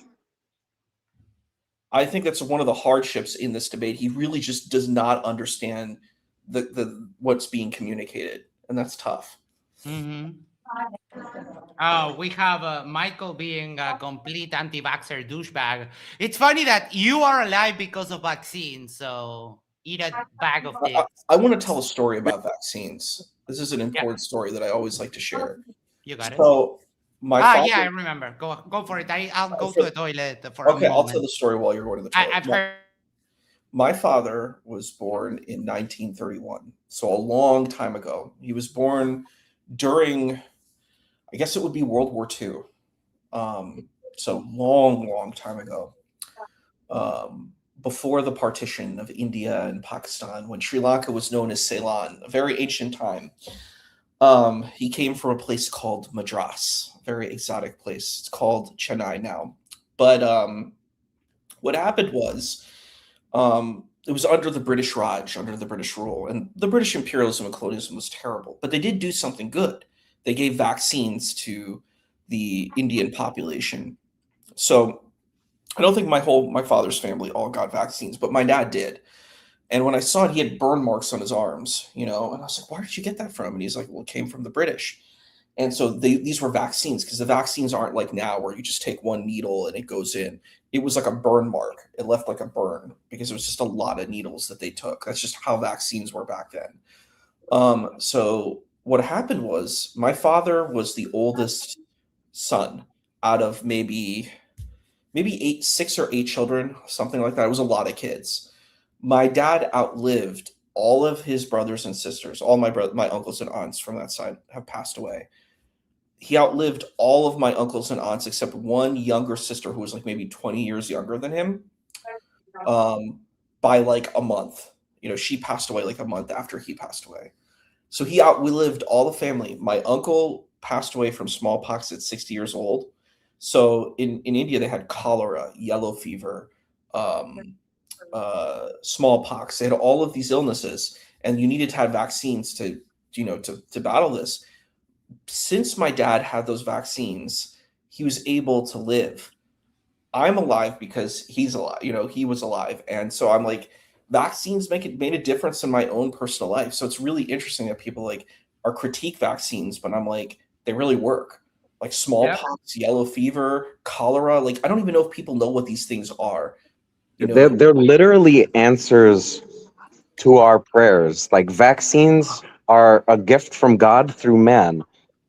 Man, God, God, man. Like our sheikh teaches us in Islam. That's I like the way. I mean, I don't agree, but I like that you see it that way.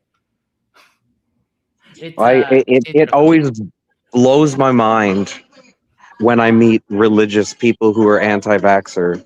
It's like they're saying that God is flawed, like they don't believe in God all of a sudden. Right?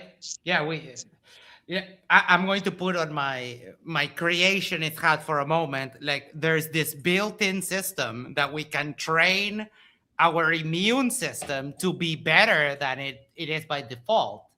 And people are like, nah. I like that. Thank you, Kaja. All right, let's continue. Message. Where did you get this idea from? I'm telling you, give me the message from the Quran. Give me the reasoning. Habibi, my brother, my son. I want you to give me you gotta get more my sons in there. Exact quotation from that word. Yeah, okay, cool, great. That it is the message that was the message of crucifixion. I'm not saying the dominant message for you people. It's for you. You can bring any belief of yours, make it dominant, and then you promote it, and then you bring the Quranic verse and say, look, Quran is confirming that the believers of, followers of Jesus are promoting this message. So you are saying that. I'm saying, where did Allah say that this message of crucifixion is something which Allah is promoting? And I'm saying it is false. Then you are saying it is Allah is promoting the false messages. I'm not saying that. I'm saying first of all, let's agree which message is there in that verse that you are quoting from Quran. That's what I'm saying. Okay. So I don't know if I was James, you understand please my question, James? We all understand your question. Let me actually. Oh, I don't know, but is that a riot moment or no? Let me repeat your question and your position to show you that I understand you, and then I want you to do the same to me to show me that you understand where I'm coming from. Okay, what you're asking is that I need to show you from the Quran in that passage, in that context, what the message is that was being spread in the first place, to then come to a conclusion which message Allah spread. We need to show what the message was in that context. I can't just assume something and just put it there. That's your point, right? Yes. Okay. What's my point? Your point is saying, according to the believers and followers of Jesus, this was the message they're supposed to promote, and this is what Allah is supporting them. This is what you're saying. I'm saying, where does that say that Allah is promoting that message to the public, and this is what He's supporting the followers of Jesus? God, I was going to say it, but I completely forgot. But yes, that is an awesome hairdo.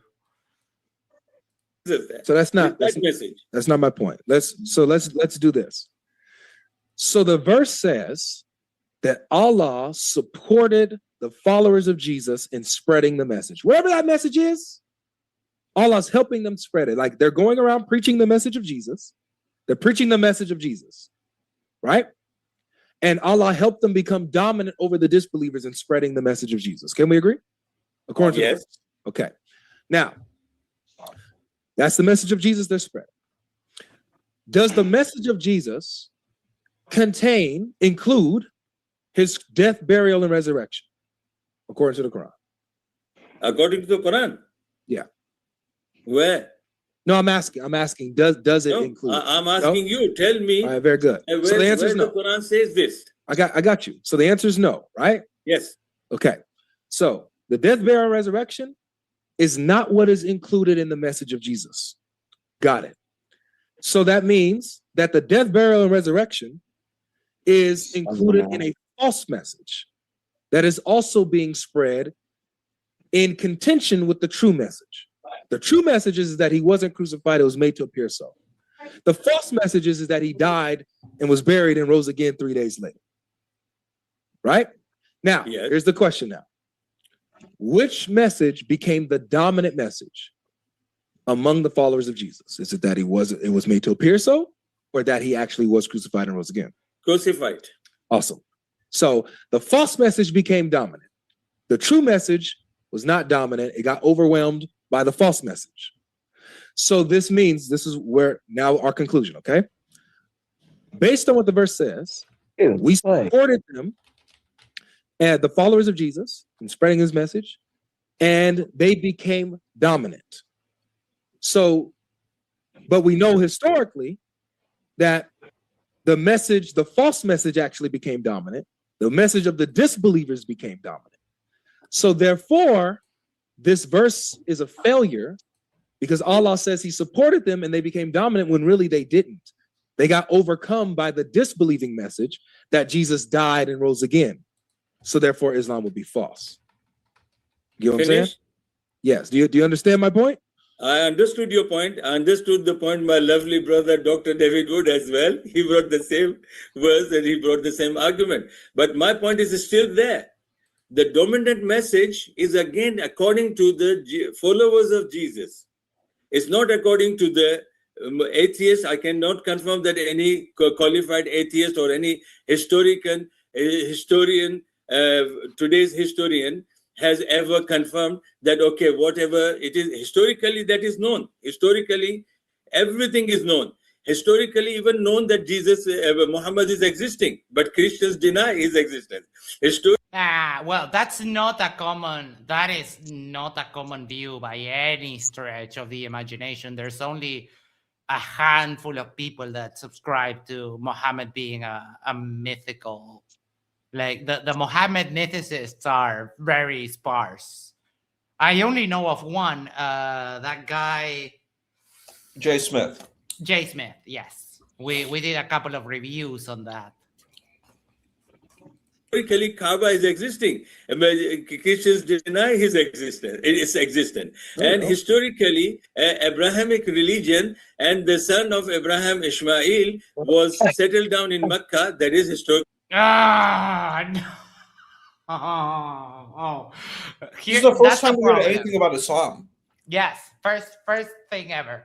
But that is a problem because there is absolutely no historical record for that. Whooping cough. Yeah, and you don't need to. It's like the thing is, it's faith, but you shouldn't be coming to these debates and being arrogant and saying your thing is faith, is history. It's not. Yeah, and I understand that they believe that, but I mean, we don't even know if historically if Abraham and any of his sons were like actual people. That's a big problem. You'll notice I would never debate these things because they're not qualifiable, you know? No. Yeah, of course. Known. Aldebaran says, I'll give this to Dr. Abdul. He seems like a much nicer person than Nadir. Yes. He does. He really does. He's completely lost in the debate, but he's polite and yeah. I haven't seen him be an asshole once yet. Yes. I think he's Nadir just hops into it.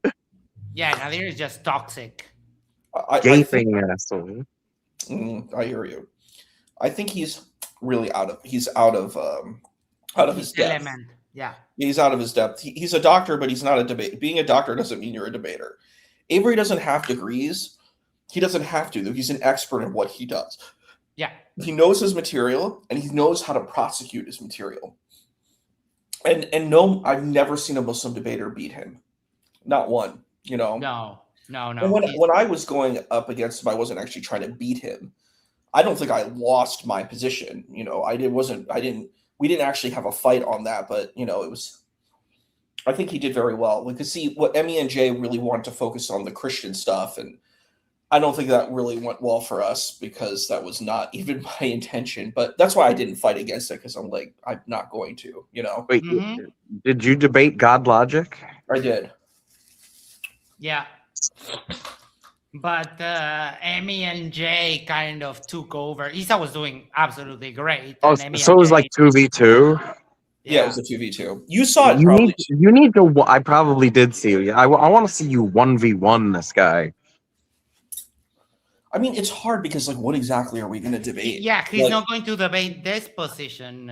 I'm not like the thing is what God logic is saying is I agree with the arguments he's making. Like, what are we going to fight about?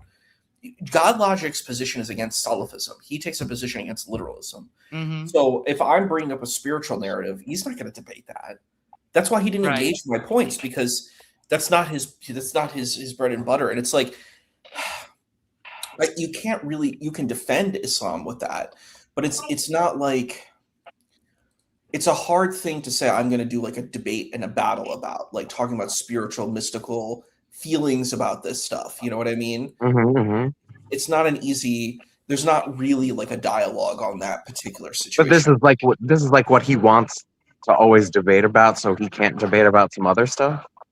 But like everything, I've seen him debate everything. But his position is more about he takes a kind of a scriptural literalist approach.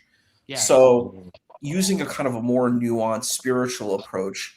Like what exactly would the duel be about though? Like that's the thing. There's not really much to go about. So I said, is Islam true? I put my positions through. My arguments weren't actually refuted, by the way. They lasted. They were fine. They never were challenged. So well, there you go. So I did come out with that. They went completely kind of untouched because Emmy and Jay really wanted to focus on his point. Over. Yeah. Yeah, Emmy and Jay got absolutely destroyed. Emmy and Jay, another extremely bad debater. He's a birdhead. Hello, welcome Sambo Mahmoud. Hello, yeah. God Logic is a birdhead. Oh, isn't that adorable? Why don't you go debate him? Because I was watching. Listen, I was watching one of his debates, right? When this geezer said to him, you know, if Jesus is all knowing, what is he going to talk to God about? And you know what God Logic said? Love. Good answer. I'm pressing X to doubt on that one. But I mean, if you want to talk to God Logic, why don't you go on his show? Yeah, he goes, if Jesus is all knowing, and God is all knowing, what they're going to talk about? And God Logic said, I've got a good idea. They could talk about love. He goes to, but what? And he went, about love. They could talk about love, right? Seems like a good answer to me. I mean, I think it's a hard position. Like, I don't understand Muslim debaters trying to attack Judaism and Christianity because no. We respect Christians. We respect Judaism. We respect all religions because in our Quran it clearly says "Dinakum lakum dina." Lakum dinakum waliya din. Yes. Exactly. Can we not do Arabic? Because well, it's to you your religion, and to me my religion. You know. Exactly. You know, but we do help. We do try, help people and try and get them into the religion because it's what our Prophet did, sallallahu alaihi wasallam. Prophet Muhammad, peace be upon him. So that's what we try and do basically. But they think like other things. I have never seen a Muslim debater be even remotely convincing when trying to bring someone to Islam. No, it's just because it's logical, isn't it? We're asking. It's not. It is. I mean, look, we know Jesus. Look, God is like He created us. He clearly created us, so he can't be a human being. He created us. The Christians say other. That's Can what you say. create a human being? Excuse me. Whenever I speak, you shut up. Here, Max, let me give it a shot. You got it. Let me give it a shot. You don't have to convert to Islam unless you want to. Don't worry about it if not. No, I'm not worried. What I'm trying to say is that you say some things and the Christians say other things, and I find both completely unconvincing. That was my point. Yeah, that's my argument for bringing people to Islam. You know what? Don't convert to Islam unless you want to. That's I should have said that. I know Max is normal. I know his standard position, but I would say that the Quran actually does not take a position of trying to make Christians and Jews become Muslims. Surah 2, agree. Baqarah, verse 62. I put it in the private chat. I can put it here. It clearly states that it doesn't have to be. But I see Salafis try to argue this position that, well, those were ancient people. I'm like, then you're doing an eisegesis and you're inserting your own interpretation of the Quran. The Quran says what it says. This is what the Quran says. So it does not say that Christians, Jews, and Sabians have to become Muslims. That's what the Quran says. So, and I did this with Junior. Junior's like, no, everybody has to become Muslim. I'm like, then you're contradicting the Quran. Because the Quran explicitly says what I just showed. So beautiful argument. Yep. And Can I ask you something? What Surat al-Kafirun says too, which was brought up, which is to you your religion, to me my religion. So it's very strange when I hear Muslims, everybody needs to become Muslim. Yeah. I'm like, that's not what the Quran says. So no. It's not what the Quran says. It's what our Prophet Muhammad, peace be upon him, he used to teach the people in it to come into Islam, innit? So we have to follow our prophet. It's like you lot have to follow Jesus. You are not circumcised. You know, you're not supposed to be eating pork. You know, things like that. You need to follow your. But it's so good. And also, he used to bring people in the religion carrying a sword and slashing people and killing people left and right. But okay, so we're going to. No, it's not. Yeah. Jesus says, listen, Jesus says, okay, don't care. Right. If you believe in me, you know, you need to do the works that I do. Okay. So if you look up on Mark 16:18, okay, Jesus says that if you pick up serpents, right, drink any deadly poison, it will not harm you. And if you lay your hands on the sick, they will recover. Do you want to make a bet? Do you want to make a bet? I've seen those preachers handle snakes and get bitten and die. Exactly. So is that claim true or false? I mean, it's absolutely false, but the Quran makes the same claim, and I would bet any amount of money with you. I mean, Junior was saying that on a debate on MDD that he was going to drink poison and he was going to be fine, but everyone... And nothing happened to him, right? No, he didn't do it because everyone kept telling him, don't do that. He did it. He did it live. He did it live on TV and it was on stage. Okay, show it. Show me the link. You need to look up on it. Oh, listen. You are going to make a claim without evidence, so discard it. Thank you very much. So that way I can... Oh, also, it's J. Vignor, just... J. Vignor. I never got a chance to debate the J. Vignor. Will I never get the chance? Well, he retired. He retired, so, yeah. He's 65 now? No, he retired from debating. He made a post on X that, he got so much pushback because he's absolutely terrible at debating that one day he posted on X like, no, I'm retiring until I learn more. That's respectable. I should have. It's respectable, but the thing is, you're never going to know enough. I'm sorry. No. You're not going to ever be prepared for that, bro. I just got a friend request on Discord. That's you, Kaja, right? Yes. Got it. I agreed with everything you quoted from the Bible, and I'll still stick to the Bible. But I'm saying that message of crucifixion is the story and the message there. And even that message is not confirmed from our book, from our verse, that Allah is promoting that. And if Allah is promoting that, then Allah is promoting the verse which clearly says that he wasn't crucified, he wasn't killed. That I'm saying this verse is supporting us, not you, because we have that support from our another verse, which is the story of not crucified, and this verse together. But you are not bringing any evidence from our sources which can confirm that this was the message of the followers of Jesus were bringing. You're missing it again. I'm with you. I'm going with your view that the followers of Jesus didn't preach the crucifixion, resurrection, of Jesus. I'm with you that this message is a message of the disbelievers. Allah didn't spread that one. He spread that it was made to appear so, and that he's just the Messiah, and yada yada yada. Right? I'm with you.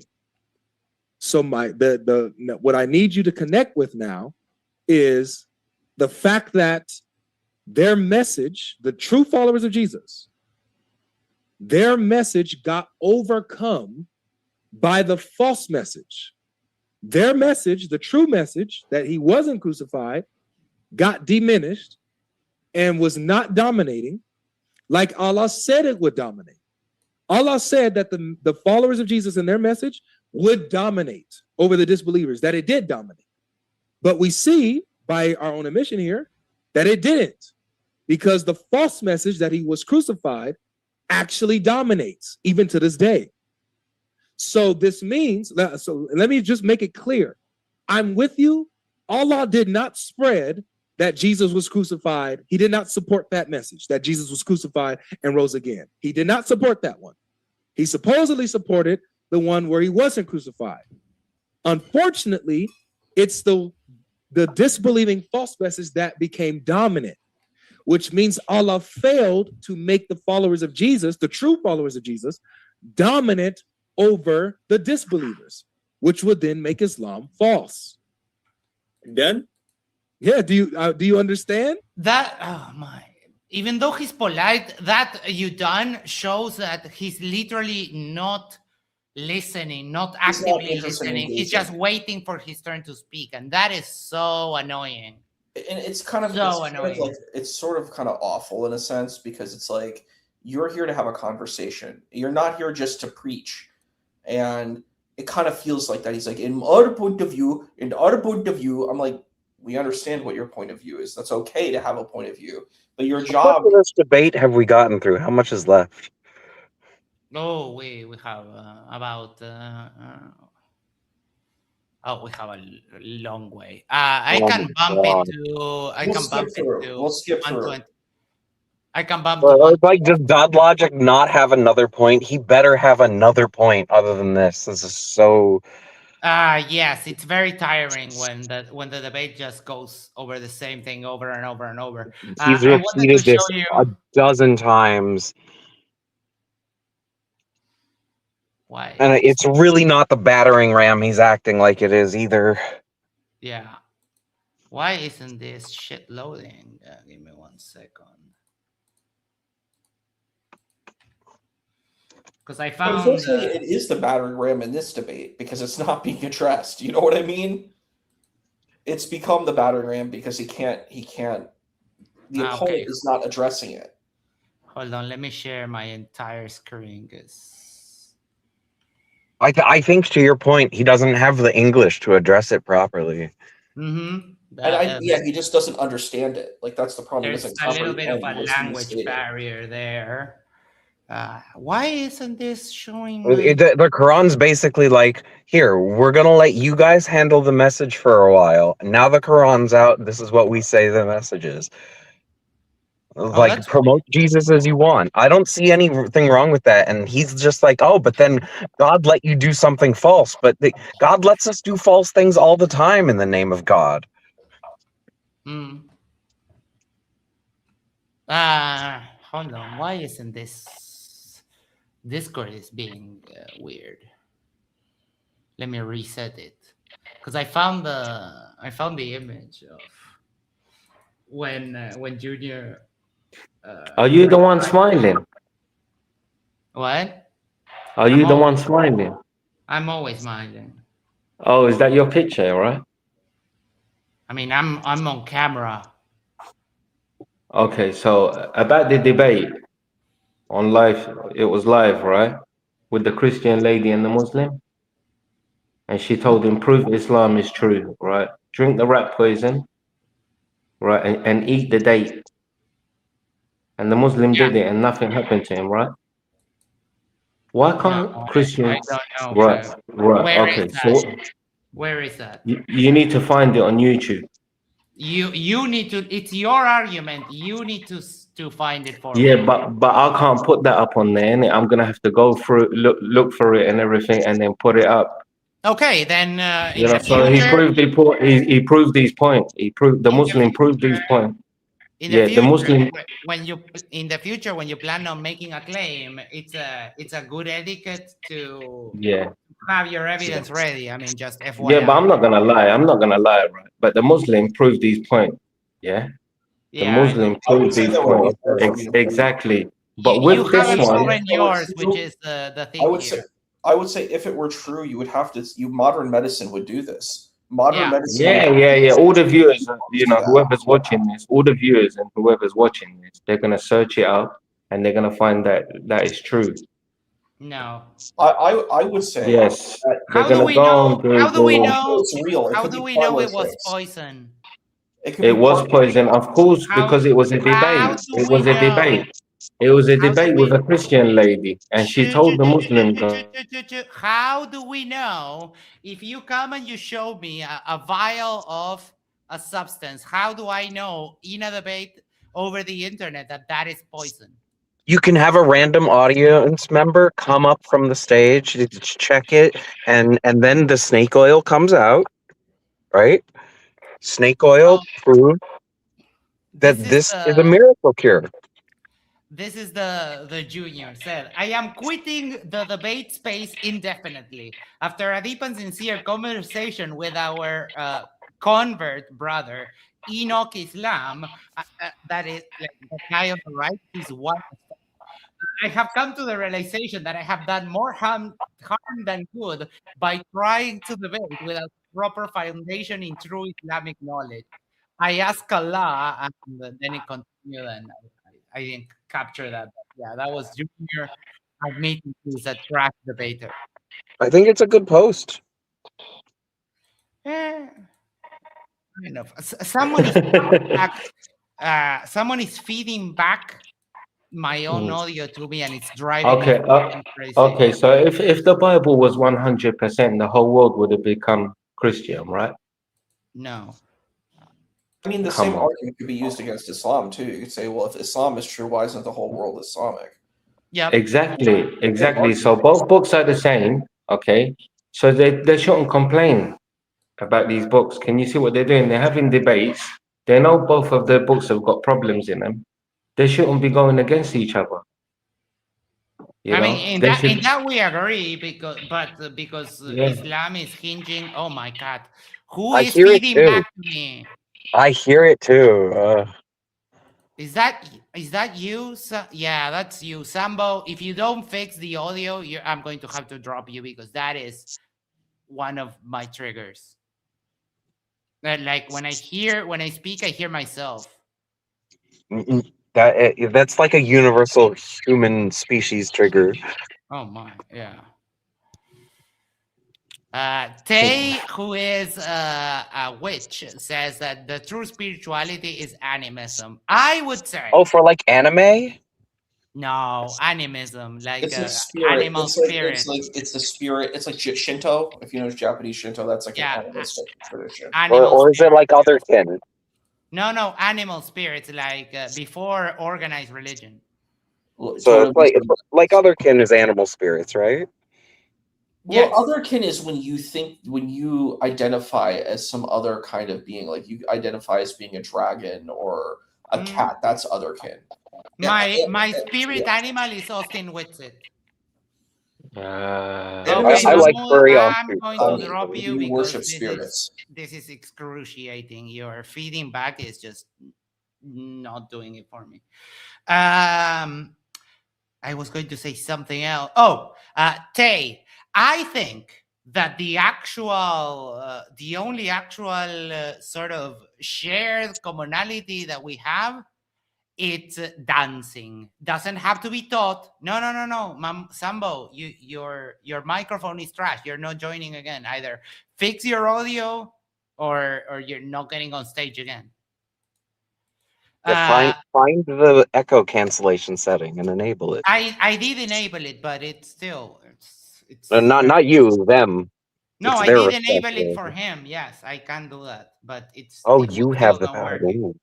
I'm omnipotent here. This software eludes me.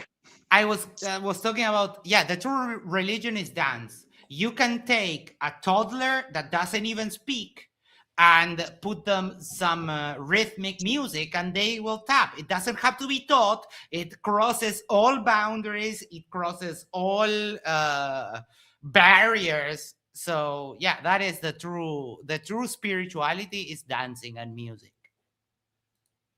Yeah, I totally understand. That it becomes false because you are saying it is because the Christians, they believe in it, and the Christians are still believing in that. Yes? That is dominant. It's the dominant view. So is it dominating Muslims? Absolutely. No. You can find any Muslim who doesn't even know the first chapter of the Quran will ever say that Jesus was crucified. No, nothing. It's not true. Let alone the scholars. Go ahead. It's just not true. You can meet Muslims who think Jesus was crucified just about anywhere. Right. Which is a little bit of a demonstration that people, almost everyone just picks and chooses from the book. And I actually, I think that is better than actually holding to the literary view, a literalist view of the religious books, right? Yeah. I think that is better because, you can take the positive and discard the negative, and that's somewhat fine, but it's sort of an admission that you have to do that because there are problems, and if there are problems with the holy books, that to me, that means that they're not holy. But, filthy atheists, again, just ignore me. Scholars will debate you with the way they are asking you. I'm not saying that Muslims believe. Sorry, Isa, go ahead. No, I was just saying, it's just have a humble approach. That's all I would say. Just be humble. And I think a lot of these Muslim debaters are not humble. They're really arrogant, and that's what hurts them. And saying oh, these texts are corrupted, and well, it's only corrupted from my point of view. I'm like, this is just it's not working, and we're not persuaded, we're not convinced. And that's why I would never usually do combat debate, because particularly with Islam, because I just don't think it works very well in that framework, especially against Christianity and Judaism. You can't really fight them. So you have to lie. You have to make up narratives and say, well, if there's phantom text and it has remnants, and this is just a lie. This is an eisegesis. They're inserting things that the text doesn't say. So even from their Salafi narrative, it doesn't work. So, Yep. But the problem is that all of the humbleness of the world is concentrated on Witzit, so there's really not much else not much for everyone else. So believe that, please. You don't have to go on that. I'm not saying Muslims believe that. For the Christians, I don't mind. Christians can dominate anything they want. So according to the dominant view among the followers of Jesus, among the followers of Jesus, yes. Okay. So my goodness, it's like when Allah says that the followers of Jesus would be dominant over the disbelievers from then all the way until the day of judgment, could at any point in this time a false message dominate the message of the true believers? Okay, now the question is, Allah is not saying the Christians, okay? Allah is not saying the Christians. My son, try to understand. You're trying to put them in my head that Allah is saying about you people, that Christians are dominant and they have this dominant view, and Allah is first saying that it is not. And if it is not, that this is false. And then the verse says that he's pushing the false message. Question, Allah is always false either way. You gotta answer the question. No, he will never answer the question. He's not tracking the argument. I think that the cognitive dissonance is hitting him way too hard. So he's just going into La territory. We need the next chapter of the debate. What's the next point that God logic is going to bring up? Because obviously, Doc ain't going to bring up any points about why Islam is true. Well, I mean, he tries later. He tries and he wants to get like 10 minutes uninterrupted in the middle of the open conversation. And it was like, dude, you should have done that when you did have that time. Whoa. Yeah. That's so funny. Yes, I mean, but a lot of people do that. They waste their time on their opening and then they want uninterrupted time during the open discussion. They don't prepare. Like, every time I debate, I spend time to prepare. So does Me Kaja. too. Kaja, and definitely you too. Kaja does too. Like, I was helping Kaja with one of the certain debate, and he had a very funny approach where he used Super Smash Brothers as a part of his argument. And I think it worked in a way. It was kind of cute and novel, but he worked on making an opening. What did you debate, Kaja? Is the Quran alone sufficient guidance? Okay. And what was your position on that debate? My position was that you also need a community, you need a spiritual teacher. The Quran alone can't teach you Islam. Okay, right. You need the whole, and especially if you add the hadith to that. The Quran and the hadith alone definitely can't teach you Islam. Adding the hadith in with absolutely nothing else is like, that's just like, it's like we get a pot of water and we place that in a room, we can see pretty clearly, but then we just add steam to the room and now everything is foggy. Mm-hmm. But you were trying to figure out what was in the water. Yeah. We have no idea what was in the water in this thing I just made up. Yeah. The freak, it's technically not Jewish history, it's just Jewish mythology, but it's fine. I mean, all the peoples have that kind of mythology.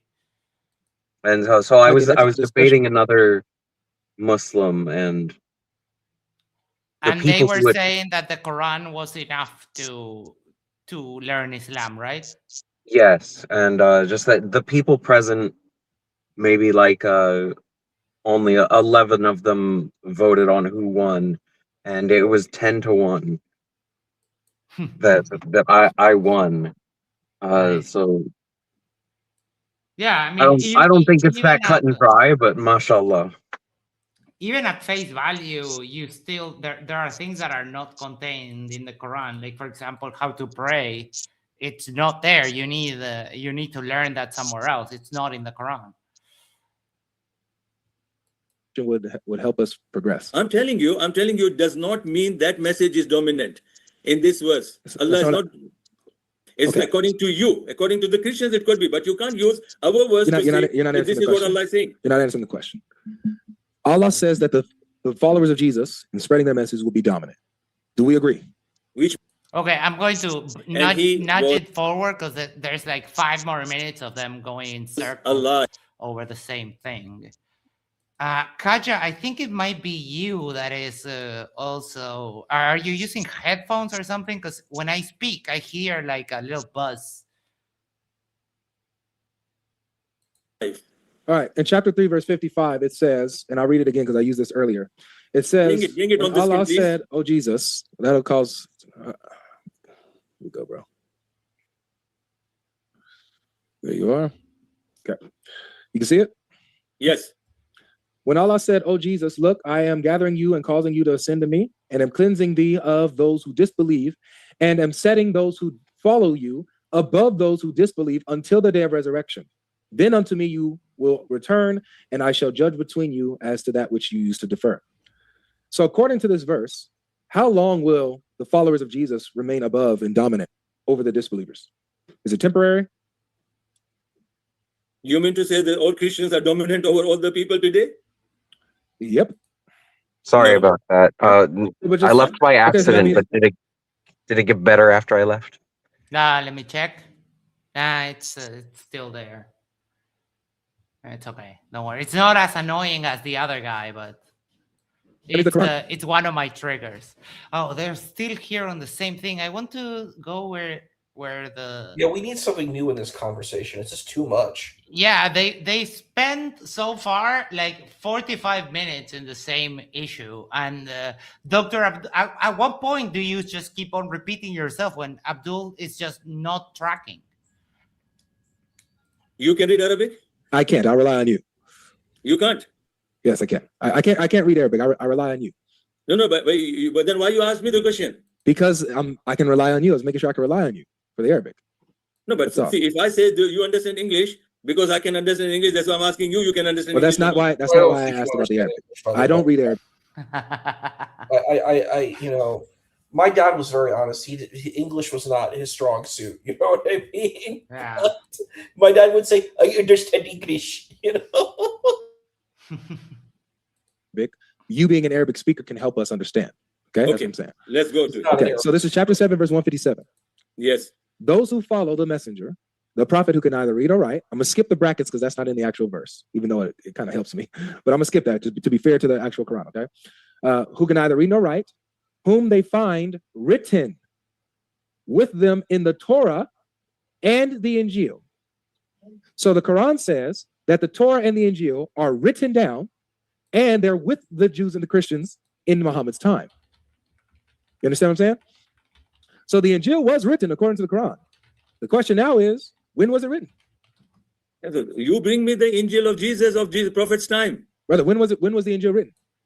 I'm telling you, it wasn't written. That Injil of Jesus was not written the time when he was raised. Sure. The time when he was raised. Sure. When was it written? Is my question. When was it written? Mm-hmm. It was written when Jesus was preaching them. Okay, can you show me where your Quran says that the Injil was being written down while Jesus was because preaching? the Injil was given to him, so it was during his time. Yeah, but where does it say? Where does it say it was written in his time? Like, for example, you believe that the Quran was compiled. You believe the Quran was compiled, right? But it wasn't compiled by Muhammad. That was compiled after Muhammad, right? No. Who said so? Who said so? Bukhari, Abu Bakr had Zayd bin Thabit. Can we have a separate debate on this? I challenge you then. On whether or not we have a separate debate on compilation of the Quran. No, we can have that.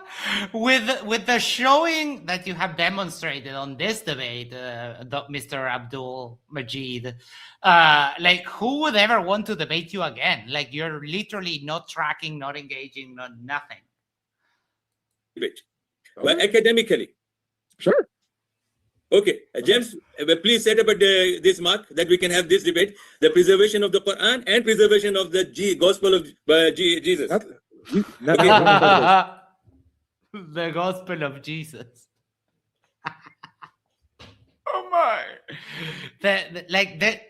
When they get to that point that they just start like flailing like this, that is very funny to me. Because, like, what do you mean the gospel of Jesus? The gospel was written by other people. There is no gospel of Jesus. Jesus had, according to like the Bible, direct revelation because he was either a prophet or the Son of God. Depends on who you ask, right? But he got direct revelation. No, nothing like that. This is just weird. Yeah, write it down. Okay, let's come back to this point now. Yes. So where does the Quran say? No. Where does it say it was written in his time? The Injil of Matthew. Where does Quran say the Injil of? No one claims that. Again, I showed you what Mark says. Mark doesn't say he's writing his own. We stick with the Injil of Jesus. Doctor, excuse me. I showed you Mark. He doesn't say this is the Gospel of Mark. He says this is the Gospel of Jesus, the Son of God. So that's what Mark claims that he's writing. You're saying that Mark isn't writing the Injil, the Gospel of Jesus, and you're saying that it's because Mark wrote this after Jesus ascended. So this is why the relevant question. The Quran says the Injil was written. When was the Injil written? Okay, it is relevant. My son, tell me. If the Gospel of Jesus was existing, then why John has to write it? At least this is part of the Islamic dilemma. Yes, they moved on to this and left the other. Moved on to the Islamic dilemma. He's debating this terribly. It's just not. A lot of Muslims don't understand these texts. And they keep talking about it, and they speak with such hubris, and they don't understand what the Bible is saying. Yeah. Like, I've listened because I go and listen to Muslim Christian debates. When the Muslim represents the text, the Christian's like, you're not representing my text. and usually when the Christian represents the Muslim text, particularly to the Salafi, because most of these Christian debaters are aiming for Salafis. The Salafi's like, yeah, that is what the text says, but I don't agree with what the text says because the scholar said something else. And it's like, these conversations can be gruesome. This is a really brutal one. He's not, I really feel Dr. Majid is just not prepared for this. He didn't do his homework. He didn't study his opponent. He didn't really know how to, like you were right about tracking. He's not tracking the argument. He just wants to talk about whatever he wants to talk about. That's not good debates. You got to deal with the arguments, Mm-hmm. And this is probably why you don't like flat earth either. Cause like I was probably the best flat earth debater because I'm actually engaging. Remember our good friend from the past that we will not mention, right? Voldemort. Yes. When I debated with him, I was following the arguments, of course, in character. I was doing the best I could with that, but most of them don't. They just say what they want to say. They're not debating. They're just preaching. This is like preaching, and it gets grating. That happened to me like literally yesterday. I debated a flat earther that he hijacked a flat earth debate to spout some anti-Semitic conspiracy nonsense. It was awful. But I have a lot of fun with those people. This is bad. Yeah, let's continue. And I have a lot of fun with flat earth too. The other day on Friday, I was debating flat earthers until 7 a.m. I was debating 5 of them at the same time. It was awesome. Did scribes write it down? Habibi, I'm telling you, don't jump here and there. I'm using your own logic. I'm using your logic to show you how it backfires. I'm not saying. I'm just asking you that if the Jesus Injil was there, then why Mark, Matthew, John, and Luke have to write the Gospels? Because it was verbal. It wasn't written down yet. That is the gospel, the good news. Like, they don't even understand basic concepts, right? Because that's what the Injil, by the time of Muhammad, the word Injil referred to those 4 books because they have been canonized for years. About 400 years. So everyone knows what it's talking about. So that means Jesus didn't give them anything in writing, yes? He didn't give them anything in writing. And he went, he left. Do you have something to suggest otherwise? Yeah, no, he left. Okay. Yes. So when was the Injil written? Now you brought me this verse, it says written. Yeah. Written where? It says the Injil was written. But my question to you is, when was it written? You are saying it was verbal. Just now you said. Oh my gosh, dude. Just like how the Quran started off as a verbal recitation, so the Injil is a verbal recitation and ends up getting written down after it's verbally recited. Just like the Quran. If you have a problem with that, show me otherwise. When was the Injil written down? Tell me. No, I'm just asking you, when Injil is saying, the Quran is saying the Injil was written. Mm-hmm. So then why Mark had to write another Injil? He's not writing another Injil. Oh my God, no. That's the Injil that was written. That and Matthew, Mark, Luke, and John. The Gospels. This is so dumb. He's writing the Injil. Whose Injil is that? Jesus's. Who confirmed that? All the apostles. Oh my God. Mark is writing the Gospel. He's writing the Injil. Okay. It's so embarrassing. It's just so embarrassing. I feel you. I feel you. Because if I had an atheist do this kind of debating, I would be messaging them like, hey, do not debate for atheism ever again because you suck. You do not represent us.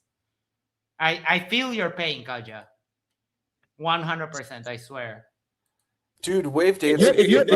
Smash Brothers wave dancing is a much better argument than this. It is your belief. I respect that. No, but it's not. But you're saying you're denying it. What? I'm denying it because I'm Muslim. I know. Just hold on a second, Doctor. Doctor, 1 second, please. I understand your belief as a Muslim. Trust me. I know what you believe. My issue with you is that you have no substance for why you believe what you believe. You have no plausible reason to deny that Mark is writing the Injil. Nothing.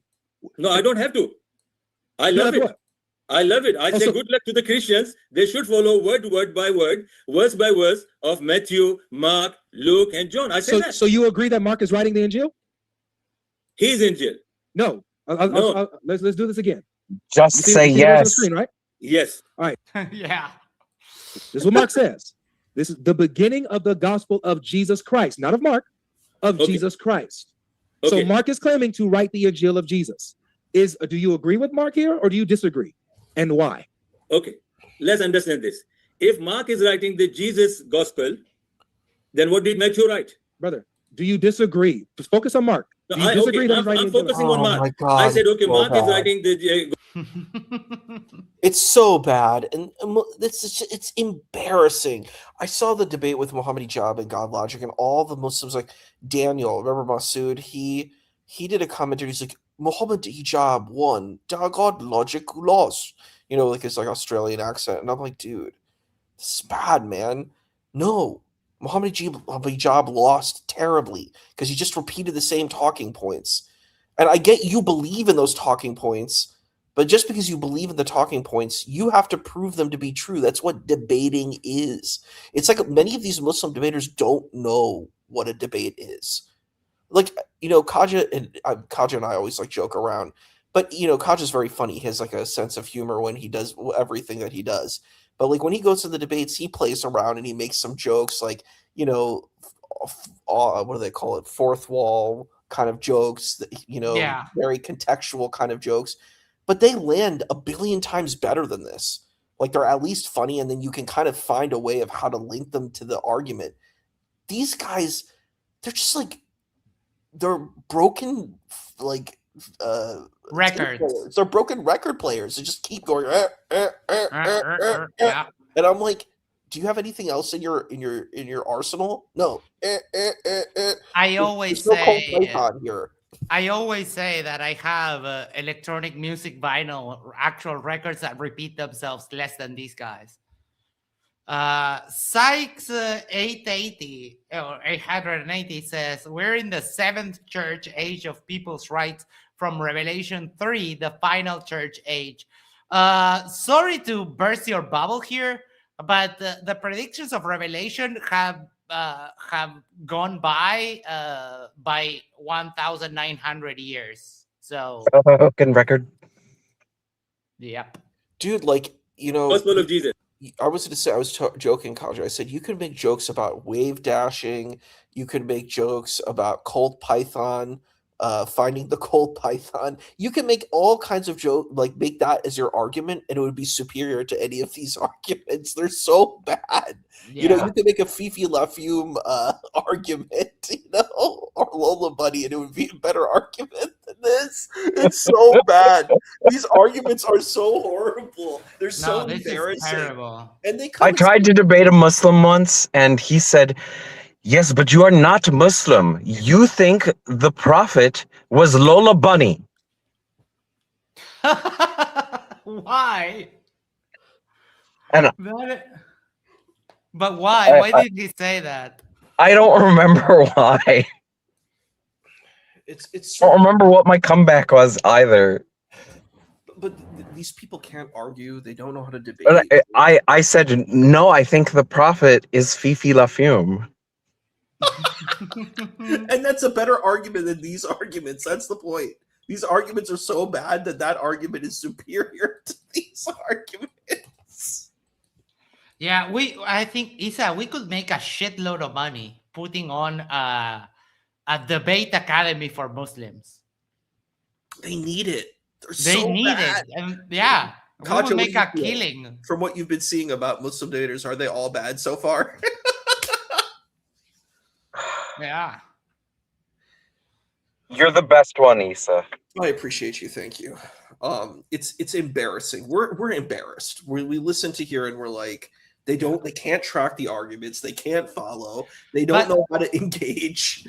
Like you guys have the worst part is that if we got like the people who would be like good Muslim versus Christian debaters, like if we got Guru Granoff in here or something, they just wouldn't debate any of these people. They'd be like, no, that's this is a waste of our energy. Yeah. But any Muslim who has the sense to debate these things properly and well and could win the debate, they just won't debate. Ahmed Mohideen Guru my. Granov, Uncle Ahmed Mohideen Guru Granov would actually do probably a good job because he He actually would do a good job. because he's really intelligent. He knows about other religions, and I think he could represent these things in a really good way. He's very intelligent. He's not a broken record. Oh my God, these people are a broken record. Yeah. You know what I mean? It's so bad. Oh my, what fresh derp is this? But the victory of Arabian prophet, Deuteronomy 33:2. Oh boy, no.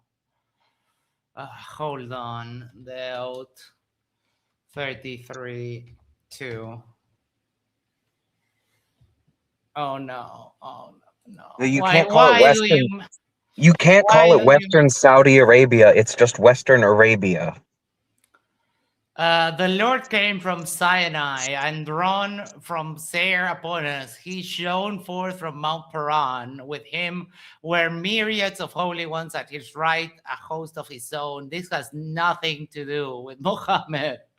This is talking about Moses. Oh my fucking God. But even if why do you do this to yourself? And Even the if it previous were- thing that I was going to say is that you, Isa, and Kaja have an attachment to this. I'm embarrassed by this doctor because this is just trash debating, like absolute trash debating. At least he's being nice. Yeah, but that's kind of, but there is an edge, and I agree with Max's edge where he goes and says, "Are you done talking? Are you done talking?" He's just waiting for his turn to speak. Can I speak? No. Have you made a point, my son? You make a point.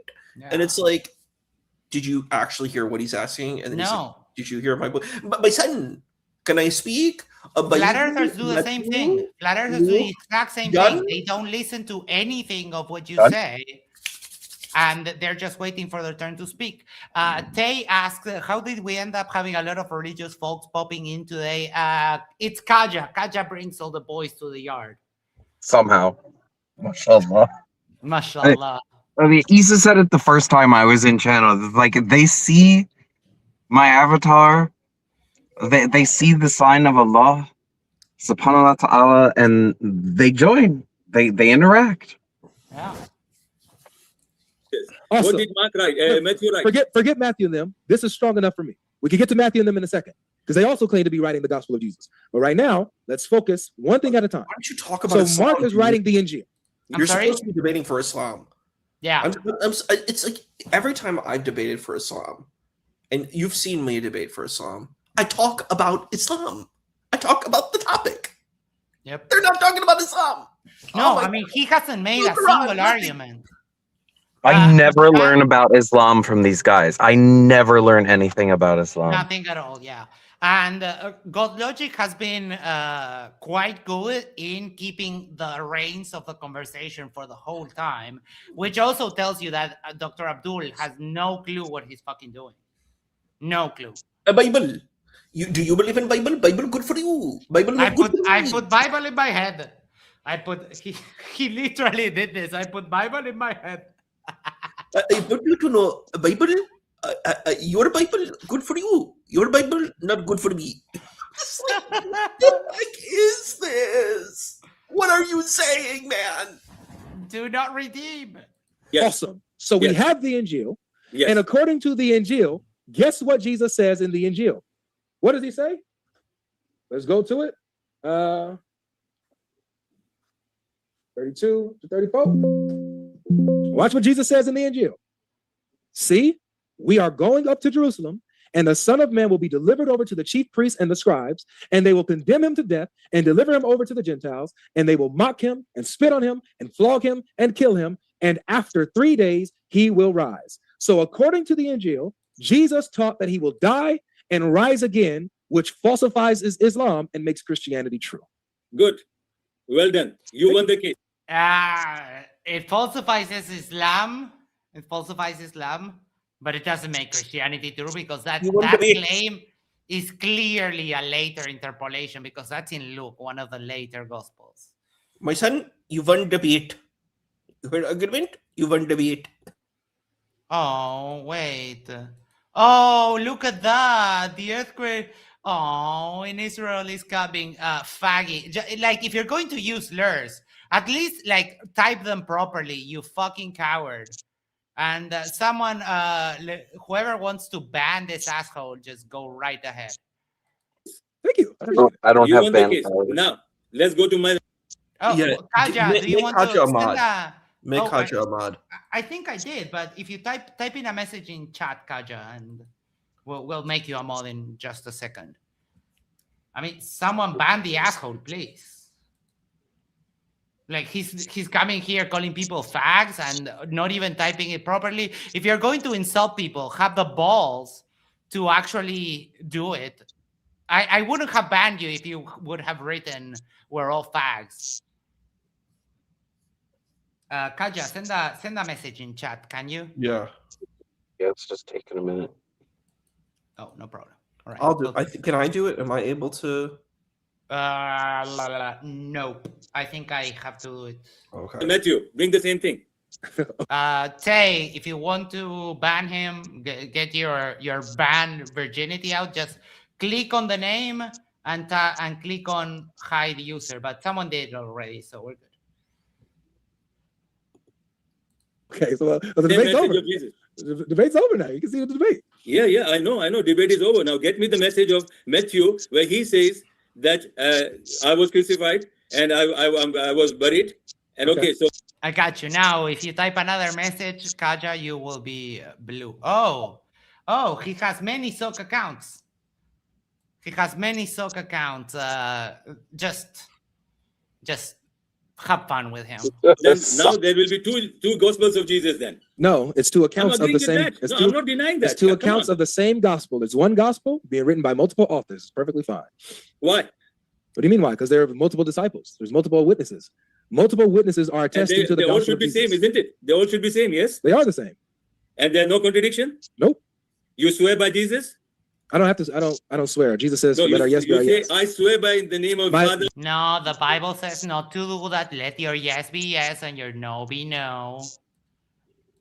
My Lord says, that all Dr. Abdul, you're not listening. My Lord Jesus tells me not to swear. He says, "Let my yes be yes, and my no be no." So yes, all the gospels are consistent. Let me tell you. Let me answer you. All the writings of the gospel, Matthew, Mark, Luke's, and John's account of the gospel of Jesus are all consistent with each other. All of it. No contradiction? No, it's not. They're not. From what little I know of Christianity, even I know every atheist says that's not true. That is that 100% not true. I mean, a quick example, what are Jesus' final words on the cross? We have 4 different versions of what he said finally. So apparently, the way that I picture it in my mind is, he said, my God, why have you forsaken me? Died, came back, said, it is done, died, came back and said something else, and then died again, and then came back and said something else. That's the way that I picture it. It's the funniest way to imagine that. Or, for example, who are the people that went over to the he has more sock accounts. Have fun with that. Who, like, for example, after the resurrection, right? Who goes to the tomb? One gospel says one thing, another gospel says another, and the 4 gospels actually contradict each other on who went to the tomb and then who saw Jesus. There's also contradictions in what happened to Judas. Did he hang himself? Did something else happen? Yada yada. Like, it's contradictions all over the place. So yeah, I mean, they have apologetics for it, but to me, none of them are convincing. Which, it's actually irrelevant in this debate, but because, I mean, as a Muslim, the Bible is part of your theology, right?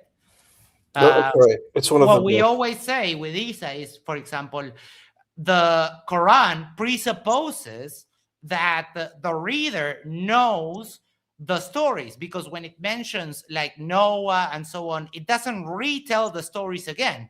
It presupposes that you know the stories. So yeah, that's a big problem. Big problem. I just said they're all consistent. You don't have to say ask the same thing. They're all consistent. No, Kaja, to ban someone, you need to do it from the YouTube window. On StreamYard, it doesn't do that. Right, word. Phone is a pain right now. Nah, don't worry about it. Normally, I'm on a PC. Don't worry about it. There's the mods will have fun with Kaja loves this is where Kaja thrives as a mod. So good. With each other, no contradiction between them. They're perfectly consistent and in line with each other, complementary to each other. Okay, James. Now with you, just 1 second. In light of this debate, we have just solidified that Islam is false and Christianity is true. You're a winner, man. Keep it up. Oh, concession. Okay.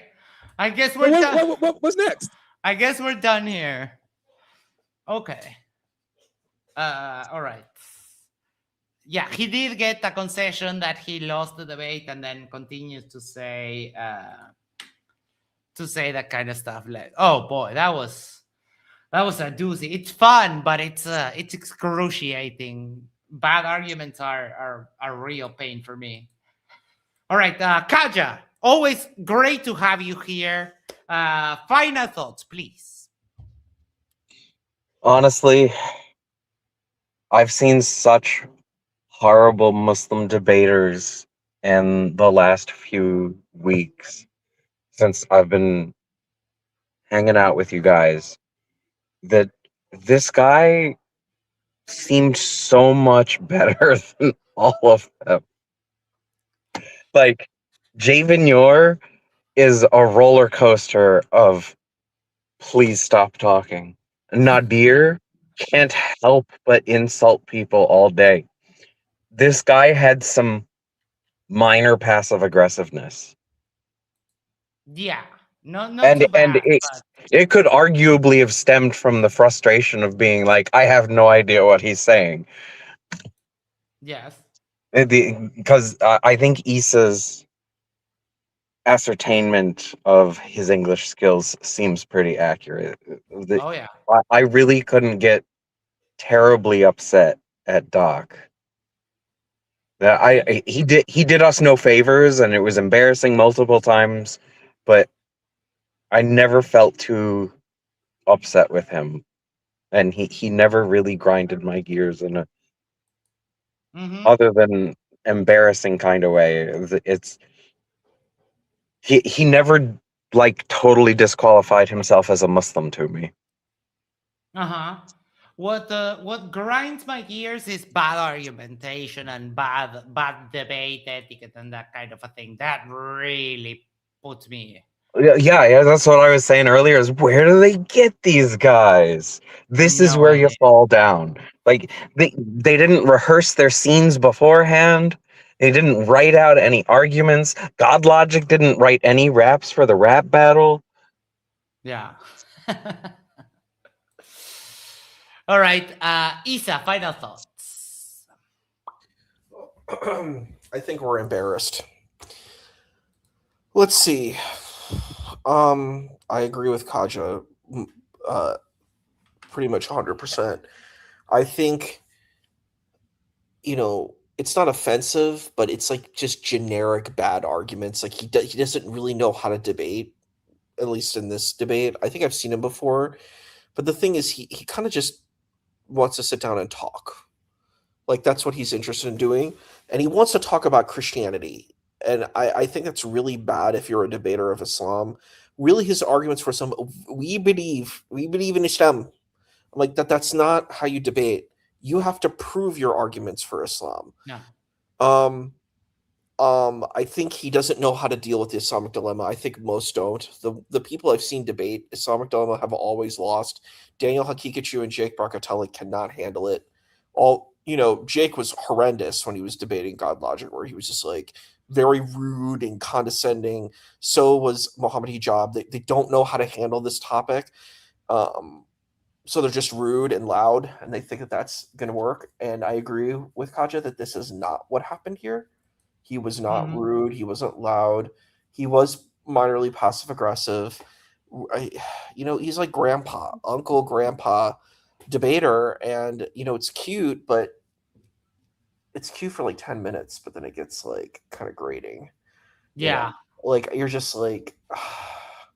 So I think one of the worst parts is just how ultra serious and composed God logic stays the whole time. It's as if he thinks he's debating someone worthy of his time, and I can't have my suspension of disbelief that suspended.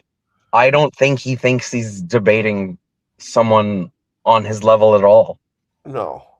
But he is professional. That's one thing about God logic. Yeah, no matter he's who he debates, professional. he's a professional debater, and he knows how to do it. Whoever he debates, he's professional, and he has a craft. He's very good at what he does, and it's impressive. And what he does is he stays on topic all the time. He always goes back. And the issue is his opponents don't know how to deal with it. And No. this was just it was tragic listening to him speak. I don't want to be rude, but it was really boring. Like he just talked about the Bible, and I'm like, you don't really understand the Bible, so it's like it's out of your element. You're not really qualified to talk about the Bible, so it's not that interesting what you're saying. Yeah. I was bored a lot with him. He was very boring. I don't mean to be rude, but he was boring.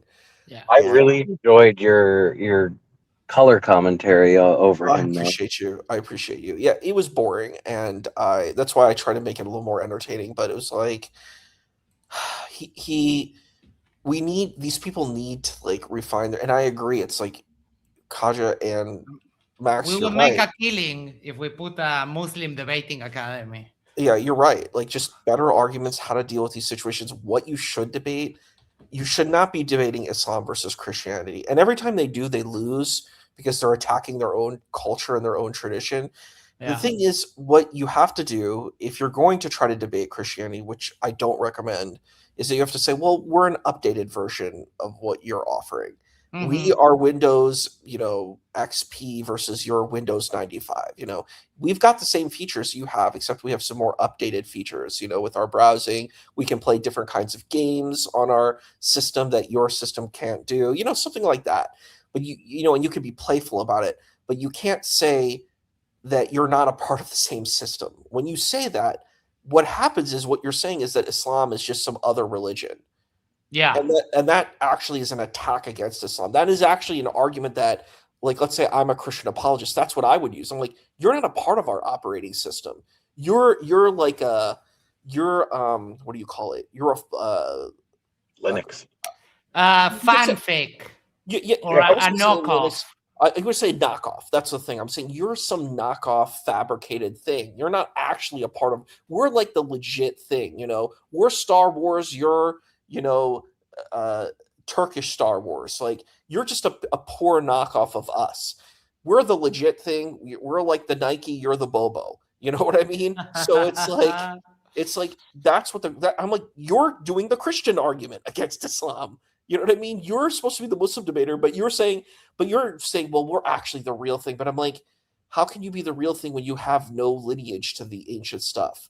Like you don't actually know what this stuff is. Mm-hmm. You're just like, well, they're monotheists. And I'm like, no, they're a lot more than that. It's like saying, hey, I'm going to talk about Ireland, but I don't know anything about Ireland except, there's a shamrock that's green. You know what I mean? Look, there's a clover, and that's Ireland. And I'm like, no, Ireland's a lot more than that, So it's like these debaters need to be better at this. And then one of the things I hate that these Muslim debaters do is they talk about Palestine, which is a very complex, very difficult issue that they try to bring up and they try to throw in some anti-Semitic stuff. I'm like, dude, why are you being an anti-Semite? You don't have to talk about this. Your job is to talk about Islam, not give some kind of spiel on, global politics that you don't even really understand. That's very complex. That's very nuanced. That's very difficult. And you try to give a commentary on that. Thank God this guy didn't talk about that. But pretty much mostly every debater I've seen, they always have to bring Israel and Palestine to it. And I'm like, no, don't do it. It has nothing to do about talking about Islam. You do not have to talk about Palestine and Israel. But every debate, they're like, we want to talk about Palestinians and we want to talk about the difficulty. I'm like, but that doesn't have anything to do with this debate. And also, you're not a good advocate for Palestinians because you don't even know anything about how to advocate for Palestinians. You probably never even met Palestinians. So it's like, I don't know. I hate that. That's like one of the worst things. Thank God that didn't happen in this debate because it happens in like all of them where the debater usually has to throw some anti-Semitic slur out. I'm not even joking. Before the Shamrock Shake was mint flavored, it was lime flavored. It was lime flavored. Wow. Lime milkshake. But it's like, if you're trying to do like drinking bingo or something, that's one of the things that you need to put on your bingo card with Muslim debaters. They're going to talk about Palestine, Israel. They have to throw some snipe out there. I hate that. That's not on this card tonight, thank God. But like, just talk about Islam. Focus on Islam. Talk about the good things about Islam. Talk about how it works. Like, talk about where it talks about helping the poor and the orphans and the people who are disenfranchised and that kind of stuff. That's appealing. You know what I mean? But instead, I've never heard a Muslim debater talk about that, about having good character, about being a good person, about helping poor people, helping orphans, helping those who are disenfranchised, which the Quran does talk about. And I'm like, hold on, my ears are perking up at Islamic aspects of life. Yeah, why not actually talk about that? That's stuff that you can talk about. Not one of these Muslim debaters have talked about that ever. They don't talk about the good stuff in the Quran. Like Daniel Hakikachu, you know what he says?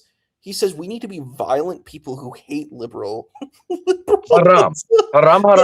I always tell these Muslims, I say, we need to learn a new song. No bidda, no bidda, no bidda, haram, haram, haram. You see, he's really funny, but you see, that's the thing. It's all they do is just they're just like really kind of hostile people. And really what we saw in this debate from this gentleman was that he just basically lectured us about Bible, and he didn't tell us anything about Islam. He said nothing about the Quran, and that's bad for a Muslim Christian debate. Like, it's actually abysmal because that's something you have to do. But the problem is that's par for the course for most of these debaters. Does Nadir talk about Islam? No, not really. He talks the Bible. Does Muhammad Ijab? No, he talks about scholars, so he's not defending Islam. Who's defending Islam? Yeah. No one. But Nadir is the only Christian. Oh, wait. The only. Which apologist is he? He's the only apologist at all on modern day debate. Oh, yeah, 100% ever. And he's an apologist. Apologist? Yeah, and he's also said that he's the king of MDD when Nadir has literally lost every single debate he's ever been in. Well, that gives him a crown. Yeah, the crown of the loser, but he doesn't know English, so that's just neat, like, decorations to him. In his head, he's the best debater ever, and he's failed like so much. And on the last debate, Nadir, he was saying, he even got caught like literally lying, because he was saying that even atheists agree with me that the Quran corrects scientific errors. And he cited a friend of mine, Mark Reed. And I was like, hey, Mark, did you know that Nadir is going around saying that you agreed with him that the Quran? And then Mark sent him and myself an email. And it's like, Nadir, you need to stop lying about me. And I was like, yeah. That's gold. I'm so glad that there was a next chapter of that, because I was so wondering, if this guy is real, why can't he come speak up for himself? Oh, no, wait. Hold on. I'll show you. Yes, show us. I'll show you here. Boom, boom, boom, boom, boom.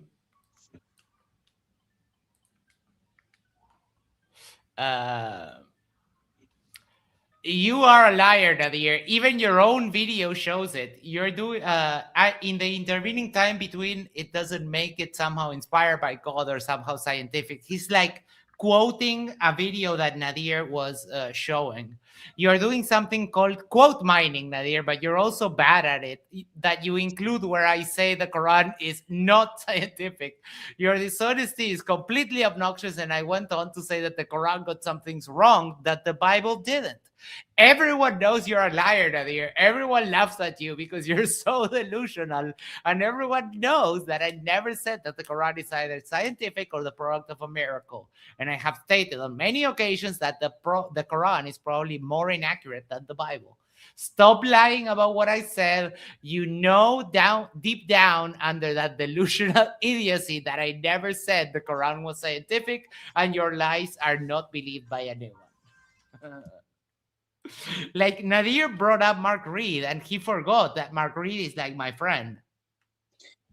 Wasn't he saying that Mark Reed said that the Quran corrected specific things from the Bible, though? It didn't seem like Mark Reed spoke exactly to that. No, he did say that Mark agreed with him in that the Quran corrected scientific mistakes on the Bible, but that is just incorrect. Okay, it's incorrect that Mark said it, and it's incorrect that the Bible is making scientific claims. So I'm unaware of the Bible making scientific claims, right? Like the Quran seems like it hints at it sometimes, but even in the Quran, it still feels like parables, and like we don't truly understand the world yet. Here's some things to help you understand it for now. Right. But for example, Nadir, what Nadir brings up is that the Quran forbids forbids alcohol, right?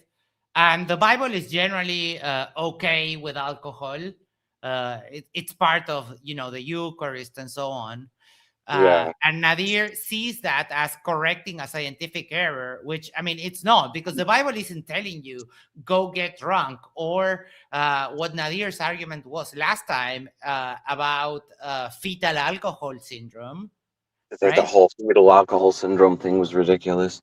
Absolutely ridiculous, because everyone knows that even if you're a Christian and you're a pregnant woman, you're not going to drink the wine of the Eucharist. Like, you are excused. Everyone will understand that. No, you won't get excommunicated if you don't do that, right? So that is just one of the things. And then they didn't actually get to address it, but someone brought up the sun setting on a muddy pool.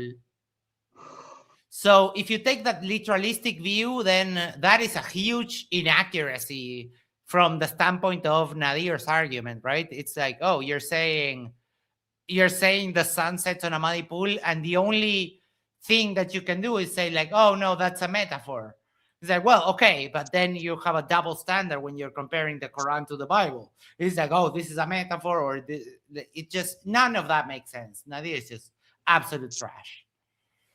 All right, I don't know. I don't have final thoughts. I just had a lot of fun with this debate. We had some good laughs. We got some people coming crash out. We went from 2 people banned to this doofus that came on being hugely anti-Semitic, and we banned like 5 more accounts. So that is sad, because I don't like banning people. I like when they derp out, but that guy crossed a line that we don't like here. Anti-Semitism is not welcome here at all. And transphobia, transphobia, yeah, discrimination in general. You don't be an asshole, and we're good. If you're an asshole, then you get the chopping block. All right. With that, apparently there is some debate tomorrow. Hold on, let me check. But lately, I've been skipping some of the debates on MDD because they've been quite boring lately. Okay, tomorrow is, for fuck's sake, Andrew Wilson against Owen Schroyer. No idea who that is, but it's has the Trump presidency been successful? Oh, no. No, I mean, the rest of the world Superman don't live here. frowning and laughing at the U.S. right now. So yeah, I mean that is a very The clear world's case. embarrassed with us. Yes, we are. All right. So we might do something else tomorrow because Andrew Wilson, and then on the 28th is feminism good for women and children? Rachel Wilson against who? Come on, show me. Brian Shapiro. I'm so bored of the Wilsons and the Ortho Bros. But on April 30th, there's a Unitarian versus Trinitarian debate. And those are usually fun. And it's two people that I don't know. Metaphysics Mike's versus Alex Sorin. So we might do that one, but we'll probably skip Monday who's and arguing? Tuesday debates. Who's arguing in favor of the feminism in that debate? The guy. What was That might be more interesting than the last time. Then Rachel Wilson is. yeah, I know. Makes a lot of claim. Well, her actual claim in her book is that feminism is a psyop by the CIA and witches, like occult forces and some shit like that. It's super derpy. But if you press her, she's been who is peeing in her Wheaties? No idea. She's been pressed on that. Her book claims that there's a huge conspiracy by the CIA and by like witches, and she literally runs away from her own claims in the book, and that is just dishonest. Oh yeah, that's really dishonest. So yeah, we might just jump to the after show for the debate on. Like I watched your show when she was debating another woman, and it was really embarrassing for both of them. Yes. So hopefully this guy does better. Yeah, but like, she needs to debate against Issa the feminist. Oh yeah, I'm a feminist too. I actually challenged her to a debate. I'm also a feminist, but I don't think that my arguments with Buffy the Vampire Slayer, Babs Bunny, and Ellen Ripley are going to go over too well with her. Like, they might not hold the water I think they hold. Right. All right. Peeps, thank you so much for joining us. Before we go, make sure to do social things like share, subscribe, send this to a friend, send this to your significant other, go to the corner, yes, the corner of your street, and you'll subscribe to Yerba Mate Talks. And that way we can share the love for the channel. Thank you so much. Love you all. Take care. Have a nice day. Bye-bye.